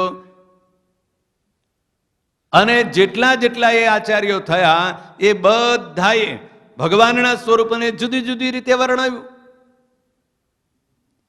શંકરાચાર્યજી કહે છે કે વેદનો અભિપ્રાય એવો છે અને ભગવાનનું સ્વરૂપ એવું છે, નિરાકાર છે. ભગવાનને વળી આકાર હોય જ નહીં, અને આકાર હોય તો ત્રિલોકીમાં, સ્વર્ગમાં, આકાશમાં, પાતાળમાં એ પહોંચે કેમ? આવા ઘણા બધા દાખલાઓ આપ્યા. એટલે ભગવાન નિરાકાર છે એવી વાત કરી. ત્યારે રામાનુજાચાર્યએ વાત કરી કે નહીં, ભગવાન તો આકારવાળા છે. કારણ કે આકાર હોય અને અવયવો હોય તો ભગવાનની વાત આવે છે. વેદો એમ કહે છે તદ ઐક્ષત, તેમણે જોયું. હવે જોયું એમ કહ્યું તો આંખો હોય તો જોવે ને માણસ, જેને આંખ જ ન હોય એ કેમ જોવે? હવે આંખ હોય તો એકલી આંખો હોય એવું કેમ બને? આંખ હોય એટલે બીજું કંઈકનું કંઈક તો હોય ને. માણસ હોય તો આંખ હોય તો એને બે હાથ, બે પગ હોય, મસ્તક હોય, શરીર હોય. પશુ હોય તો ચાર પગ હોય, કાન હોય, શિંગડા હોય તો આંખો હોય. પક્ષી હોય તો પાંખો હોય, પગ હોય, ચાંચ હોય, કંઈક તો હોય. આંખ છે એટલે બીજું પણ હોય. એટલે તદ ઐક્ષત, તે પરમાત્માએ જોયું એમ કીધું એટલે આંખ છે એ નક્કી થઈ ગયું. પછી વેદની શ્રુતિઓએ જઈને ભગવાનને પ્રાર્થના કરી અને ભગવાને સાંભળ્યું. હવે સાંભળ્યું એમ કીધું, કોણે સાંભળ્યું? પરમાત્માએ સાંભળ્યું. તો સાંભળ્યું કીધું તો કાન હોય તો માણસ સાંભળે. જો કાન જ ન હોય તો સાંભળે ક્યાંથી? કોઈ પણ જીવ પ્રાણી માત્રને કાન ન હોય તો એ સાંભળે નહીં. એટલે કાન છે એ પણ નક્કી થયું, આંખ છે એ પણ નક્કી થયું. અને ભગવાનના ભક્તો પોકારે તો ભગવાન દોડીને તેની રક્ષા કરવા આવે છે. એટલે પગ પણ છે તો ચાલી શકે, પગ ન હોય તો ચાલે કેમ, આવે કેમ? એટલે રામાનુજાચાર્ય આવો તર્ક કરી અને ભગવાન અવયવો વાળા છે, એને હાથ, પગ, નાક, કાન આ બધું છે, એટલે ભગવાન સાકાર છે એવું પ્રતિપાદન કર્યું. અને બીજા આચાર્યો કંઈ જુદી જુદી વાતો કરી. એટલે મહારાજાએ લખ્યું કે વેદાંતના ગમે તેવા ગ્રંથ સાંભળે પણ પોતાને જે નિશ્ચય થયો છે કે મને જે આ ભગવાન મળ્યા છે એ કેવા છે? સદાય સાકાર મૂર્તિ છે, સદા સાકાર છે, ક્યારે નિરાકાર નથી. હા, ઘડીક વળી રૂપ ધારણ કરે ને ઘડીક પાછા વળી નિરાકાર થઈ જાય એમ નહીં, સદા સાકાર. ભૂતકાળમાં, ભવિષ્યકાળમાં અને વર્તમાન કાળમાં સદાયને માટે જે સાકાર મૂર્તિ રહેલા છે એવા એ આ ભગવાન છે. અને ભગવાનના જે ભક્તો છે એ પણ સદાય સાકાર જ છે એમ સમજતો હોય અને ભગવાનને ક્યારેય નિરાકાર તો સમજે જ નહીં, અને એમ જાણે જે એ ભગવાન વિના બીજો કોઈ જગતનો કરતા છે જ નહીં. હવે આ ત્રીજી વાત કે આ જે ભગવાન મને મળ્યા છે, જેનું હું ભજન કરું છું, જેના હું દર્શન કરું છું, જેનું હું ધ્યાન કરું છું, જેની હું ઉપાસના કરું છું, જેની હું ભક્તિ કરું છું, એવા જે ભગવાન આ પુરુષોત્તમ નારાયણ સિવાય આ અનંત કોટી બ્રહ્માંડોમાં બીજો કોઈ ભગવાન છે જ નહીં. ભગવાન કોણ છે? આ મને મળ્યા એ જ ભગવાન છે, એ સિવાય બીજો કોઈ ભગવાન નથી. એના સિવાય બીજો કોઈ આ જગતનો કરતા હરતા નથી. એના સિવાય આ જગતની ઉત્પત્તિ, સ્થિતિ અને પ્રલય કરનાર પણ કોઈ નથી. આ મને મળ્યા છે, જેની દ્રષ્ટિ મારા ઉપર છે, જેનું હું ધ્યાન કરું, જેનું ભજન કરું છું, જેના દર્શન કરું છું, જેને દંડવત કરું છું, જેને પ્રણામ કરું છું, જે મારી સામે છે, પ્રત્યક્ષ જે મૂર્તિમાન છે, એવા જે પ્રગટ ભગવાન, એ પ્રગટ ભગવાન સિવાય આ અનંત કોટી બ્રહ્માંડોમાં બીજો કોઈ ભગવાન નથી, બીજો કોઈ કરતા હરતા નથી. એ જે સમજણ, એ સમજણમાં ક્યારેય જેને ફેર ન પડે, મારી મરજી વિના રે કોઈથી તરણું નવ તોડાય, એમ મને જાણજો રે મારા આશ્રિત સવ નર નારી. આ પોતાના વચનો મહારાજ કહે કે એ જગતનો કરતા હરતા ભગવાન સિવાય બીજો કોઈ નથી. જે કઈ ઉત્પત્તિ કરી અને એનું પાલન કર્યું, કોણ કરે છે? ભગવાન. પ્રલય કરે છે તો કોણ કરે છે? ભગવાન. કયા ભગવાન? આ મને મળ્યા છે એ ભગવાન. જેના હું દર્શન કરું છું, જેની ભક્તિ કરું છું, જેની ઉપાસના કરું છું, એ જગ્યાએથી જ થાય છે, બીજી ક્યાંયથી નહીં. બીજો કોઈ ભગવાન જ નથી. ઘનશ્યામ મહારાજની પાસે જઈને ઉભા રહો એટલે એ જ ભગવાનનું ધાર્યું બધું થાય છે, બીજે ક્યાંયથી થતું નથી. પછી એમ ન કલ્પના કરાય કે અહીંયા છે કે છપૈયામાં છે એ કરે છે કે ઓલા કરે છે કે પેલા કરે. નહીં, આ જેના હું દર્શન કરું છું એ જ કરે છે. કોણ કરે છે? જેના હું દર્શન કરું છું, જેનું ધ્યાન કરું છું, જેને વંદન કરું છું, જે મારી સામે પ્રત્યક્ષ ઊભા છે, મૂર્તિમાન. એ કોઈ ધાતુ કે પાષાણની મૂર્તિ નથી, પણ સાક્ષાત અનંત કોટી બ્રહ્માંડના અધિપતિ ભગવાન પુરુષોત્તમ નારાયણ છે. અને એ જ ભગવાન બધું કરે છે. શું કરે છે? અનંત કોટી બ્રહ્માંડોની ઉત્પત્તિ, સ્થિતિ અને પ્રલય પણ એ જ ભગવાન કરે છે. બીજો કોઈ આ જગતનો કરતા હરતા નથી. આ જ ભગવાન બધું કરે છે. અને એમ જાણે જે ભગવાન વિના સૂકું પાંદડું પણ ફરવાને સમર્થ નથી. અને એમ જાણે કે આ જે ભગવાન છે એની મરજી સિવાય સૂકું તણખલું પણ હલવા સમર્થ નથી. કોઈ હલાવી જ શકે નહીં. તો બીજો વળી જગતની ઉત્પત્તિ કરવા કોણ સમર્થ થાય? બીજામાં એવી શક્તિ જ ક્યાંથી હોય કે આ જગતનો સંહાર કરે? જગતના સંહાર કરનાર પણ કોણ છે? એ જ ભગવાન. જગતને ઉત્પન્ન કરનાર કોણ છે? એ જ ભગવાન. જગતનું પાલન કરનારા કોણ છે? આ જેના હું દર્શન કરું છું એ જ પરમાત્મા છે, એ સિવાય બીજો કોઈ નથી. જ્યારે જ્યારે જે કાર્ય કરવા હોય ત્યારે એવા એવા કાર્ય કરવા રૂપ ધારણ કરે છે એ જ ભગવાન. તેવા રૂપને ક્યારેક દ્વિભુજ રૂપ ધારણ કરે, ક્યારેક ચતુર્ભુજ રૂપ ધારણ કરે, ક્યારેક સહસ્ત્રભુજ રૂપ ધારણ કરે, ક્યારેક મત્સ્ય રૂપ ધારણ કરે, ક્યારેક કચ્છ રૂપ ધારણ કરે, ક્યારેક નરસિંહ રૂપ ધારણ કરે, અને ક્યારેક રામ કે કૃષ્ણ કે સ્વામિનારાયણ એવા રૂપને ધારણ કરનારા પણ છે કોણ? આ એ જ ભગવાન. એ ભગવાન સિવાય આ જગતનો કરતા હરતા બીજો કોઈ જ નથી. અને એ ભગવાનની મરજી સિવાય સૂકું પાંદડું પણ ચલાવવા માટે કોઈ સમર્થ નથી. આવી જેની મહારાજ કહે છે સમજણ હોય,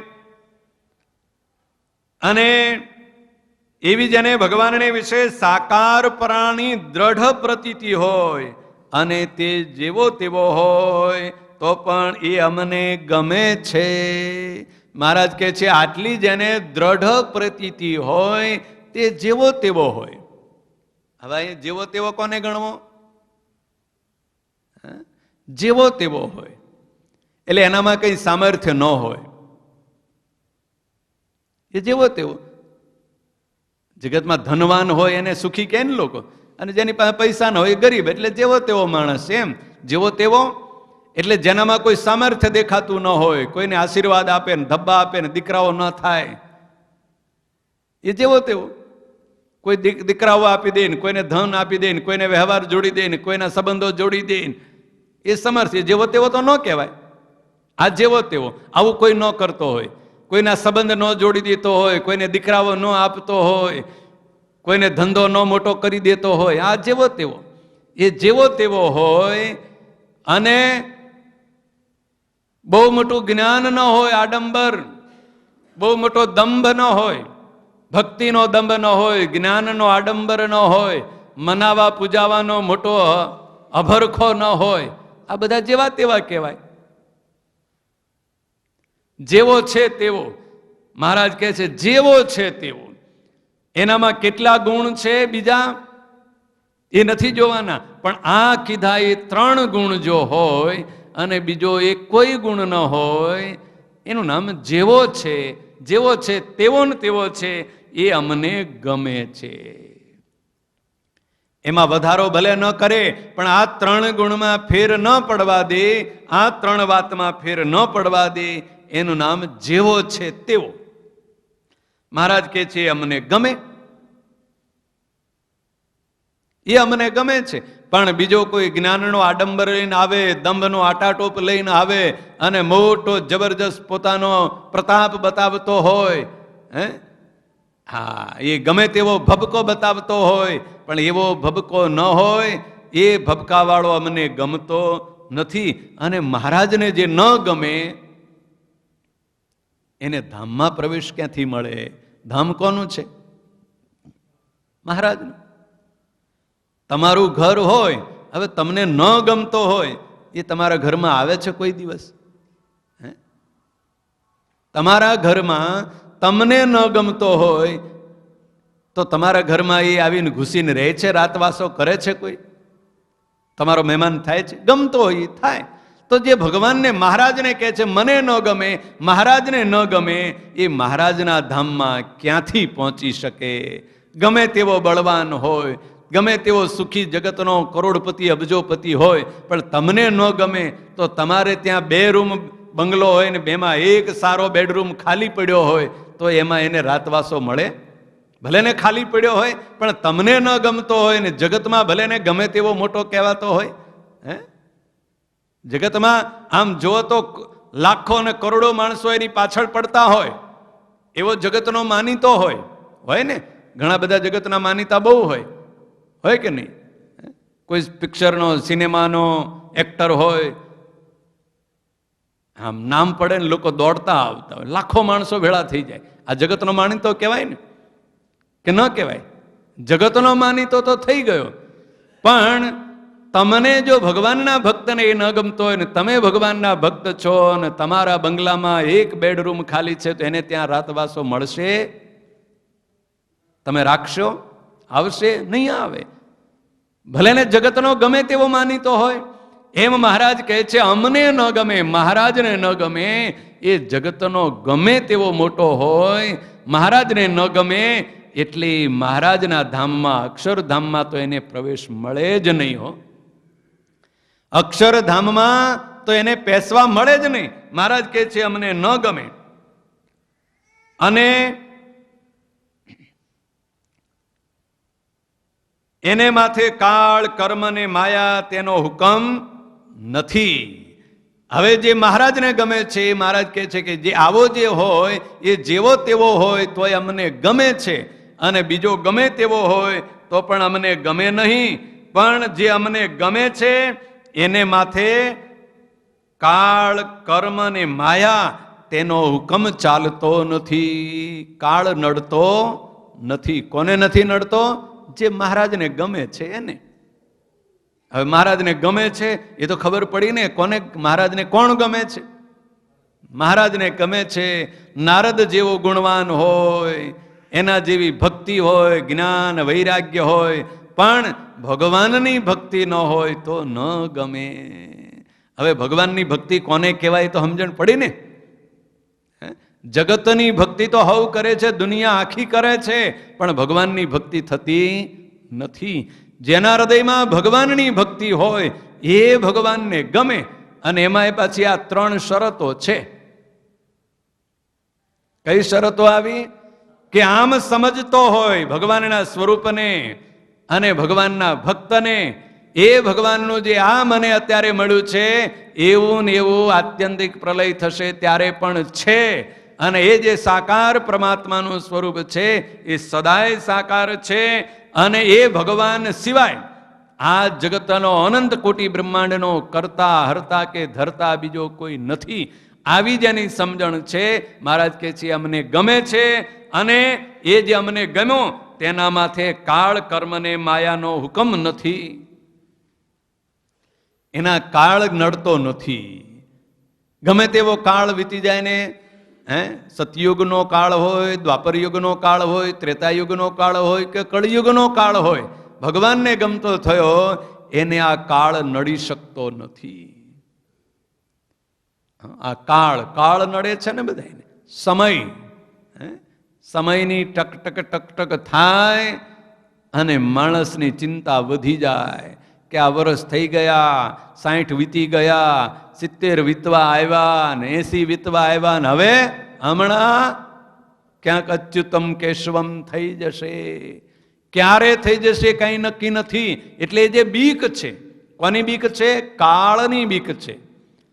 પણ જે ભગવાનને ગમતો થઈ ગયો, મહારાજ કહે છે એને કાળની બીક નથી, કર્મની બીક નથી. કર્મનું જે જોર છે, આ જીવાત્માને 3 પ્રકારના કર્મ વળગેલા છે. મહારાજે કહ્યું છે પ્રારબ્ધ, સંચિત અને ક્રિયમાણ. એ જે 3 પ્રકારના કર્મ છે એ કર્મને આધીન આ જીવાત્માને આ દેહ મળ્યો છે. અત્યારે જે દેહ મળ્યો છે, કોઈને સારો મળ્યો છે, કોઈને તંદુરસ્ત મળ્યો છે, કોઈને રોગી મળ્યો છે, કોઈને બુદ્ધિવાળો, કોઈને બુદ્ધિ વગરનો, આવો મળે છે ને દેહ. પણ એ દેહ મળ્યો છે કેના આધીન મળ્યો છે? કર્મને આધીન. પણ ભગવાનને ગમતો થઈ ગયો એટલે એને કર્મને આધીન થવાનું નથી, કર્મનું બળ ચાલવાનું નથી. અને માયા શું છે? માયા, આ જગતની જે માયા, એ માયાનું બળ એવું છે કે ભગવાનનું ભજન કરવામાં વિઘ્ન કરે છે. એનું નામ માયા. એ માયાનું બળ પણ જે ભગવાનને ગમતો થયો એને એ માયા નડી શકતી નથી. બધા પ્રકારની માયા, ધન, સંપત્તિ, કુટુંબ, પરિવાર, એ તો છે માયા. યશ, કીર્તિ, નામના, જ્ઞાન, આ માયા. બહુ જ્ઞાન આવે ને એટલે બહુ મોટી માયા. આ બહુ જ મોટી માયા. આ એવો ફસાવી દે આ જીવાત્માને. હા, ભગવાનના સ્વરૂપનું નહીં, જગતનું જ્ઞાન. બહુ સારી કથા વાર્તા કરતા આવડે ને બહુ લોકોને ભરમાવતા આવડી જાય એટલે બહુ જ મોટો સદગુરુ બની જાય અને હજારો લાખો લોકો પગમાં પડવા મળી પડે ને હજારો લાખો શિષ્યો થઈ જાય ને ચેલાઓ થઈ જાય ને દક્ષિણાઓ આવવા માંડે. આ માયા. પગમાં જ્યાં દક્ષિણાઓ પડવા માંડે, હજારો લાખો કરોડોના મોટા જબરજસ્ત સંસ્થાનો ઊભા થઈ જાય. આ શેના કારણે થયું? માયા આવી. કેમ આવી માયા? શેના કારણે માયા આવી? બુદ્ધિના કારણે. બુદ્ધિ હતી ને લોકોને ભરમાવાની, બ્રેઇન વોશ કરી નાખવાની બુદ્ધિ, એટલે આ બધું આવ્યું. અને આવ્યું એટલે માયા. પણ જે ભગવાનને ગમતો થઈ ગયો એને આવી માયા પણ આડી આવતી નથી. એટલે મહારાજ કહે છે કાળ કર્મ ને માયા તેનો હુકમ તેના ઉપર નથી. અને જો એને દંડ દેવો હોય તો ભગવાન પોતે દે છે. હવે જે ભગવાનનો ગમતો થયો એને કદાચ એને કંઈ અપરાધ હોય, કંઈ ભૂલ હોય, અથવા તો એને કંઈ શુદ્ધ કરવાનો છે એટલે એને દંડ દેવાનો હોય, તો મહારાજ કહે છે ને કાળ કર્મ કે માયા દંડ દેવા સમર્થ નથી. એનામાં શક્તિ નથી, એની તાકાત નથી કે જે ભગવાનને ગમતો થયો એને કાળ કર્મ કે માયા દંડ આપી શકે. પણ એને દંડ આપે તો કોણ આપે છે? સ્વયં ભગવાન દંડ આપે છે. એને શું દંડ આપે?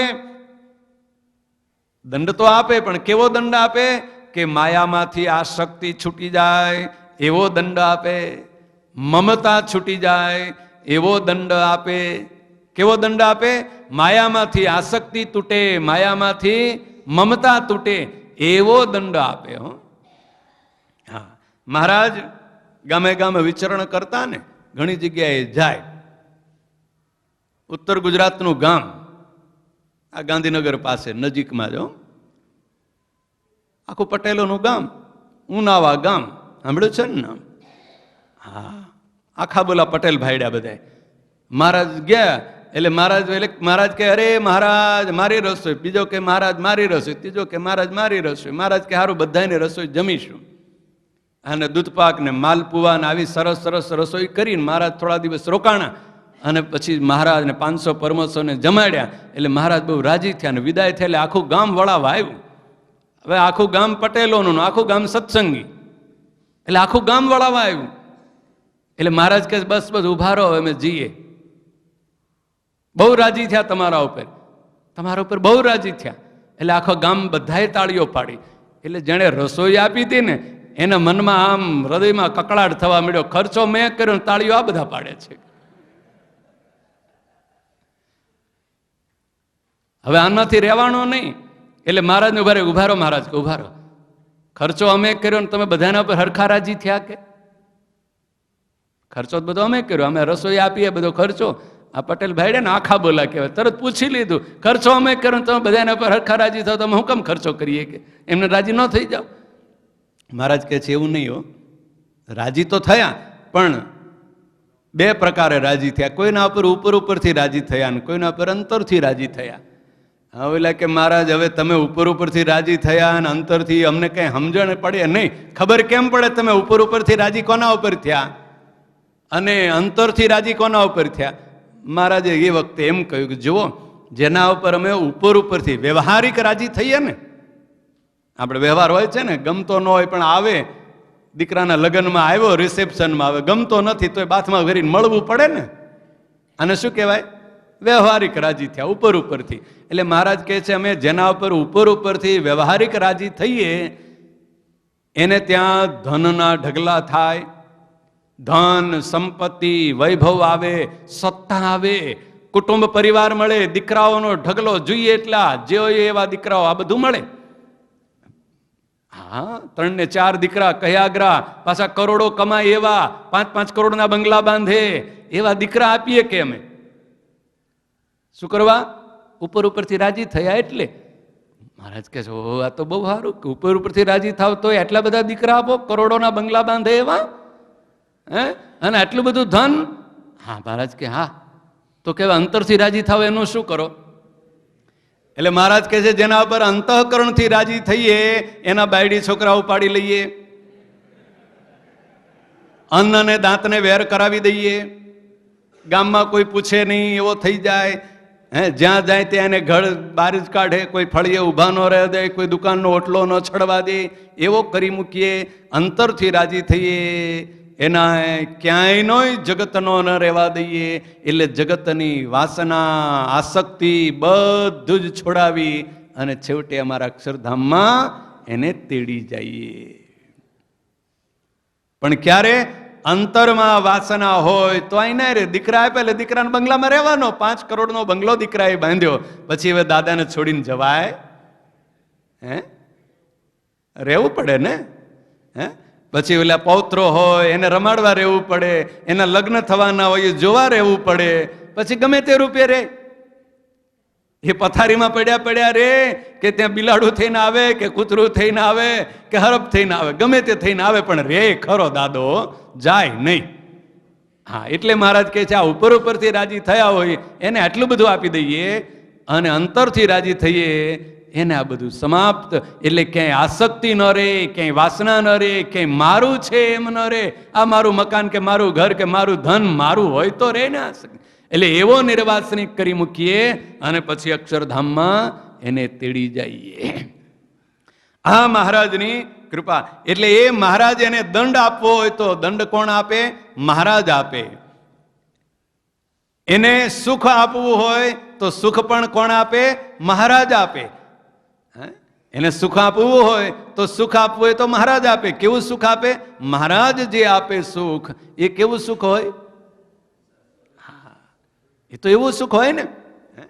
તમારા સગા સંબંધી હોય, હવે ઘણા બધા હોય ને, કોઈ સુખી હોય ને કોઈ સુખી ન પણ હોય. હવે ક્યાંક છાપરામાં રહેતો હોય બિચારો માણસ, અને ખેતરમાં મજૂરી કરી ખાતો હોય ને તમારો ખાસ સ્નેહી ને સગો હોય, એના ઘરે તમે જાઓ તો તમને શું જમવા મળે? રોટલા ને છાશ, કે એના ઘરમાં જે હોય એ મળે ને. શું હોય? છાપરામાં બાજરાના રોટલા અને છાશ હોય, બહુ બહુ તો ક્યાંકથી માગી લાવેલી, એ જ મળે. અને કોઈ તમારો બીજો સગો હોય, સગા તો બધા થતા ને, બીજો સગો હોય, એ કરોડપતિ હોય, 10 લાખ 5 લાખ 10 લાખનો 15 લાખનો મોટો બંગલો હોય, ધંધો ચાલતો હોય ને, વર્ષમાં 25 કરોડ કમાતો હોય ને, એના ઘરે જાઓ અને કોઈ દિવસ ન ગયા હોય, 10 15 20 વર્ષે જાઓ ને બહુ તમારી ઉપર હેત હોય તો એના ઘરે જાઓ તો શું મળે ખાવા? તમને જોઈતું હોય એવું કેવી કિંમતી વસ્તુ મળે. એ દૂધપાક ને માલપુવા ને બરફી ને એક જાતનો, બધા આજનું તો બધું કેટલી વાત પૂછો નહીં એવું મળે બધું. કોઈ દિવસ નામે ન સાંભળ્યું હોય એવું બધું જાતનું તૈયાર તમને આમ એક ભાણામાં પીરસે. આ બહુ દિવસે આપણા સ્નેહી આવ્યા છે. આ બધું કરવાનું તો શું, પેટ જ ભરવાનું છે. આદર સત્કાર શું, કે તમને ખાવા જ આપ્યું. પેલો માણસ હતો એની ત્યાં હતું એવું ખાવા આપ્યું, આને ત્યાં હતું એને એવું આપ્યું. એમ ભગવાન રાજી થાય તો ભગવાન સુખ આપે. તો કાળ કર્મ રાજી થયો હોય, કર્મ રાજી થાય, કર્મના આધારે સુખ મળે. એ કેવું સુખ હોય? પેલા છાપરા જેવું. કર્મને આધીન તમે ગમે તેટલું કર્મ કર્યું એનું જો સુખ મળ્યું હોય તો એ સુખ કેવું હોય? છાપરામાં મળ્યું એવું. અને ભગવાન જ સુખ આપે આ જીવાત્માને તો કેવું સુખ આપે? પેલો કરોડપતિના ઘરે જાઓને જે ખાવાનું મળ્યું એવું સુખ મળે. એટલે દુઃખ આવે તોય ભગવાન આપે, સુખ આવે તોય ભગવાન આપે. અને ભગવાનનું આપેલું સુખ કેવું હોય? તો અક્ષરધામનું સુખ હોય. જે સુખને કોઈ દિવસ છોડીને જવાનું મન જ ન થાય. એટલે છાપરામાં હગા ગયા કે ભાઈ આ બહુ રોકાવું નથી, હાલો જઈએ. બીજા દિવસે કેક ખાઈને હાલતા હો. અને આવા સગાને ત્યાં ગયા હોય તો 2 5 25 કરોડનો બંગલો હોય અને આગ્રહ કરે પછી એમ થાય ને, કહેશે ફોન કરીને કહી દેવાય કે ભાઈ હું 2 દિવસ મોડો આવીશ. આ કઈ સુખ છોડીને જવાય? આગ્રહ કરે છે એટલે રહેવું પડે. બોલો ગમે તેટલો આગ્રહ કરે તો રહેવાનું મન થાય? ન થાય. એમ પરમાત્માનું જે સુખ છે, પરમાત્માનું આપેલું સુખ, જે અક્ષરધામનું સુખ, એ સુખ જો આ જીવાત્માને મળે તો એને કોઈ દિવસ છોડવાનું મન થાય નહીં. અને કર્મને આધીન સુખ મળ્યું એ તો કેવું મળે? સ્વર્ગલોકનું સુખ મળે, દેવલોકનું સુખ મળે. સ્વર્ગમાં જઈ અને કર્મનું ફળ ભોગવે, એટલે સત્કર્મનું ફળ, પુણ્ય કર્મનું ફળ સ્વર્ગમાં જઈને ભોગવે. શું ભોગવે? અનેક પ્રકારના વૈભવો ભોગવે. અને પછી ક્ષિણ્ય પુણ્ય મૃત્યુલોકમ વિશંતિ, પુણ્ય ક્ષીણ થાય એટલે પાછું છોડી અને ભાગવું જ પડે. એટલે મહારાજ અહીં એમ કહે છે કે અમને જે ગમ્યો, જે ભગવાનનો ભક્ત, તેના માથે કાળ કર્મ ને માયા તેનો તો હુકમ નથી, પણ એ ભગવાનના ભક્તને જો એને દંડ દેવો હોય તો ભગવાન દે છે, પણ બીજા કોઈનો એના માથે હુકમ નથી. એને દંડ દેવો હોય એટલે દુઃખ દેવું હોય કે સુખ દેવું હોય તો કોણ આપે? ભગવાન. અને એવી નિષ્ઠા હોય અને તે જો ત્યાગ વૈરાગ્ય યુક્ત હોય તો પણ તેનો અમારા અંતરમાં ભાર આવે નહીં. હવે આવી રીતનો જે ભગવાનનો ભક્ત છે એવી જ એનામાં નિષ્ઠા છે, અને એ નિષ્ઠાવાળો જે હોય એ ત્યાગવાળો હોય, વૈરાગ્યવાળો હોય કે ન હોય, એની કોઈ અમે ગણતરી ગણતા નથી. મહારાજ કહે છે ત્યાગ વૈરાગ્ય યુક્ત હોય તો પણ તેનો અમારા અંતરમાં ભાર આવે નહીં, કે આ વધારે ત્યાગવાળો છે ને ઓછા ત્યાગવાળો છે, એવી કોઈ ગણતરી મહારાજ કહે છે આવે નહીં. અને જેના હૃદયમાં ભગવાનની એવી નિષ્ઠા અચળ હોય અને તે ગમે તેટલા શાસ્ત્રો સાંભળે અથવા ગમે તેનો સંગ કરે તો પણ પોતાને જે ભગવાનના સાકારપણાની નિષ્ઠા છે તે ટળે નહીં. કે આવી જેના ઉપર ભગવાનની કૃપા થઈ એ ગમે તેવા કોઈ શાસ્ત્રને સાંભળે કે ગમે તેનો સંગ થાય પણ એની નિષ્ઠામાં કોઈ પણ પ્રકારે ક્યારે ફેર પડે જ નહીં. એવી જેની દ્રઢ નિષ્ઠા હોય. કઈ નિષ્ઠા? સાકારપણાની, પરમાત્માના સ્વરૂપની સાકાર ઉપાસનાની જે દ્રઢ નિષ્ઠા છે એ નિષ્ઠામાં કોઈ પણ પ્રકારે ફેર પડે જ નહીં, એ નિષ્ઠા ટળે જ નહીં. અને તેજના બિંબ જેવા નિરાકાર ભગવાનને કોઈ દિવસ સમજે જ નહીં. પરમાત્માના સ્વરૂપને કોઈ દિવસ નિરાકાર એટલે તેજના બિંબ જેવા તો સમજે જ નહીં, પણ કેવા સમજે? સદા સાકાર દ્વિભુજ દિવ્ય મૂર્તિ, એવું જે પરમાત્માનું સ્વરૂપ છે એને જ સમજે. એવી નિષ્ઠાવાળો જે સંત છે તેના પગની રજને તો અમે પણ માથે ચડાવીએ. મહારાજ કહે છે આવી જેની નિષ્ઠા હોય એવો જે ભગવાનનો ભક્ત સંત પુરુષ, એને મહારાજ કહે છે એના ચરણની રજ તો અમે માથે ચડાવીએ. એટલે ભગવાન કહે છે જગતનો નિયંતા, કોઈ મોટો રાજાધિરાજ હોય, જગતનો પાલનહાર હોય, એને પણ એની રજ તો માથે ચડાવવી પડે. એવી એની ભક્તિ, એવી એની નિષ્ઠા છે. અને એવી નિષ્ઠા વિનાના જે જીવ છે તે પોતાના સાધનને બળે કરીને પોતાનું કલ્યાણ ઈચ્છે છે, પણ એવા પરમેશ્વરના પ્રતાપે કરીને પોતાનું કલ્યાણ ઈચ્છતા નથી. એવા જે જડમતીવાળા પુરુષ છે તે તો જેમ નાવ વિના પોતાના બાહુબળે કરીને સમુદ્રને તરવાને ઈચ્છે તેવા મૂર્ખ છે. હવે આવી જે સાકાર પરમાત્માના સ્વરૂપની જે નિષ્ઠા, એ સાકાર પરમાત્માના સ્વરૂપની નિષ્ઠા વિનાના જે બીજા છે અને પોતાના બાહુબળે કરીને પોતાના જ્ઞાનનો પ્રતાપ, વૈરાગ્યનો પ્રતાપ, ત્યાગનો પ્રતાપ, સાધનાનો પ્રતાપ, જપ યજ્ઞ હોમનો જે પ્રતાપ, એ પ્રતાપે કરી અને જો મોક્ષ મેળવવાને ઈચ્છતો હોય, આ સંસાર સાગર રૂપી સાગરને તરવાને ઈચ્છતો હોય, તો મહારાજે દ્રષ્ટાંત આપ્યું કે એવો જે બાહુબળે કરી અને સમુદ્રને તરવાને ઈચ્છે, કે જેમ કોઈ માણસ તરવૈયો હોય, એ તો નદીને ગંગા જેવી મોટી નદી હોય એને તરીને સામા કિનારે જતો રહે. કોઈ મોટું જબર સરોવર હોય, કાંકરિયા સરોવર કે દેવ સરોવર, એને આ કિનારેથી પેલા કિનારે તરીને જતો રહે, એવો તરવૈયો હોય. એ તરવૈયો સાગરને, સમુદ્રને તરીને સામા કિનારે પહોંચવાનો પ્રયત્ન કરે એના જેવો મૂર્ખ છે. ભલે તરવૈયો તો છે પણ એ સાગરને તરી ન શકે, નદીને તરી જાય, સરોવરને તરીને સામે કિનારે જઈ શકે, પણ મહાસમુદ્રને, હિન્દ મહાસાગરને તરી અને સામા કિનારે પહોંચવું એ માણસની તાકાત નથી. એ તરે બાહુબળે કરીને તરવાય છે, એના જેવો મહારાજ કહે છે એ તો મૂર્ખ છે. અને જે એવા ભગવાનને પ્રતાપે કરીને પોતાનું કલ્યાણ ઈચ્છે, તે તો જેમ નાવમાં બેસીને સમુદ્ર તરવાને ઈચ્છે એવા ડાહ્યા છે. કે આવો જે ભગવાનનો પ્રતાપ, કયા સાકાર સ્વરૂપ એવા જે પરમાત્માનો સ્વરૂપનો પ્રતાપ, એની જે ભક્તિ, એની જે ઉપાસના, અને એ ઉપાસના અને ભક્તિના પ્રતાપે કરી અને મોક્ષ મેળવવાને, ભગવાનના ધામમાં જવાને ઈચ્છે, સંસાર સાગરને તરવાને ઈચ્છે, એ કેવા ડાહ્યા છે કે જેમ કોઈ વાણમાં બેસી અને સમુદ્રના સામા કિનારે જવાનો પ્રયત્ન કરે એના જેવા એ ડાયા છે. કારણ કે તરતો તરતો જો સાગરમાં જાય તો એમાં તો કેટલાય મોટા મોટા જબરજસ્ત જળચર, માંસભક્ષી પ્રાણીઓ આવે, અને એ પ્રાણીઓનો બીક, અને આવડો મોટો સાગર તરીને જવું છે, ક્યાંથી તરી શકાય? ક્યાંય થાકી જાય ને ક્યાંય માંસભક્ષી પ્રાણીઓનો કોળિયો થઈ જાય. એટલે એના જેવી જે મૂર્ખતા છે એ કોને છે? પોતાના બાહુબળે કરી અને મોક્ષ મેળવવાને જે ઈચ્છે તેને મહારાજે મૂર્ખ કહ્યો.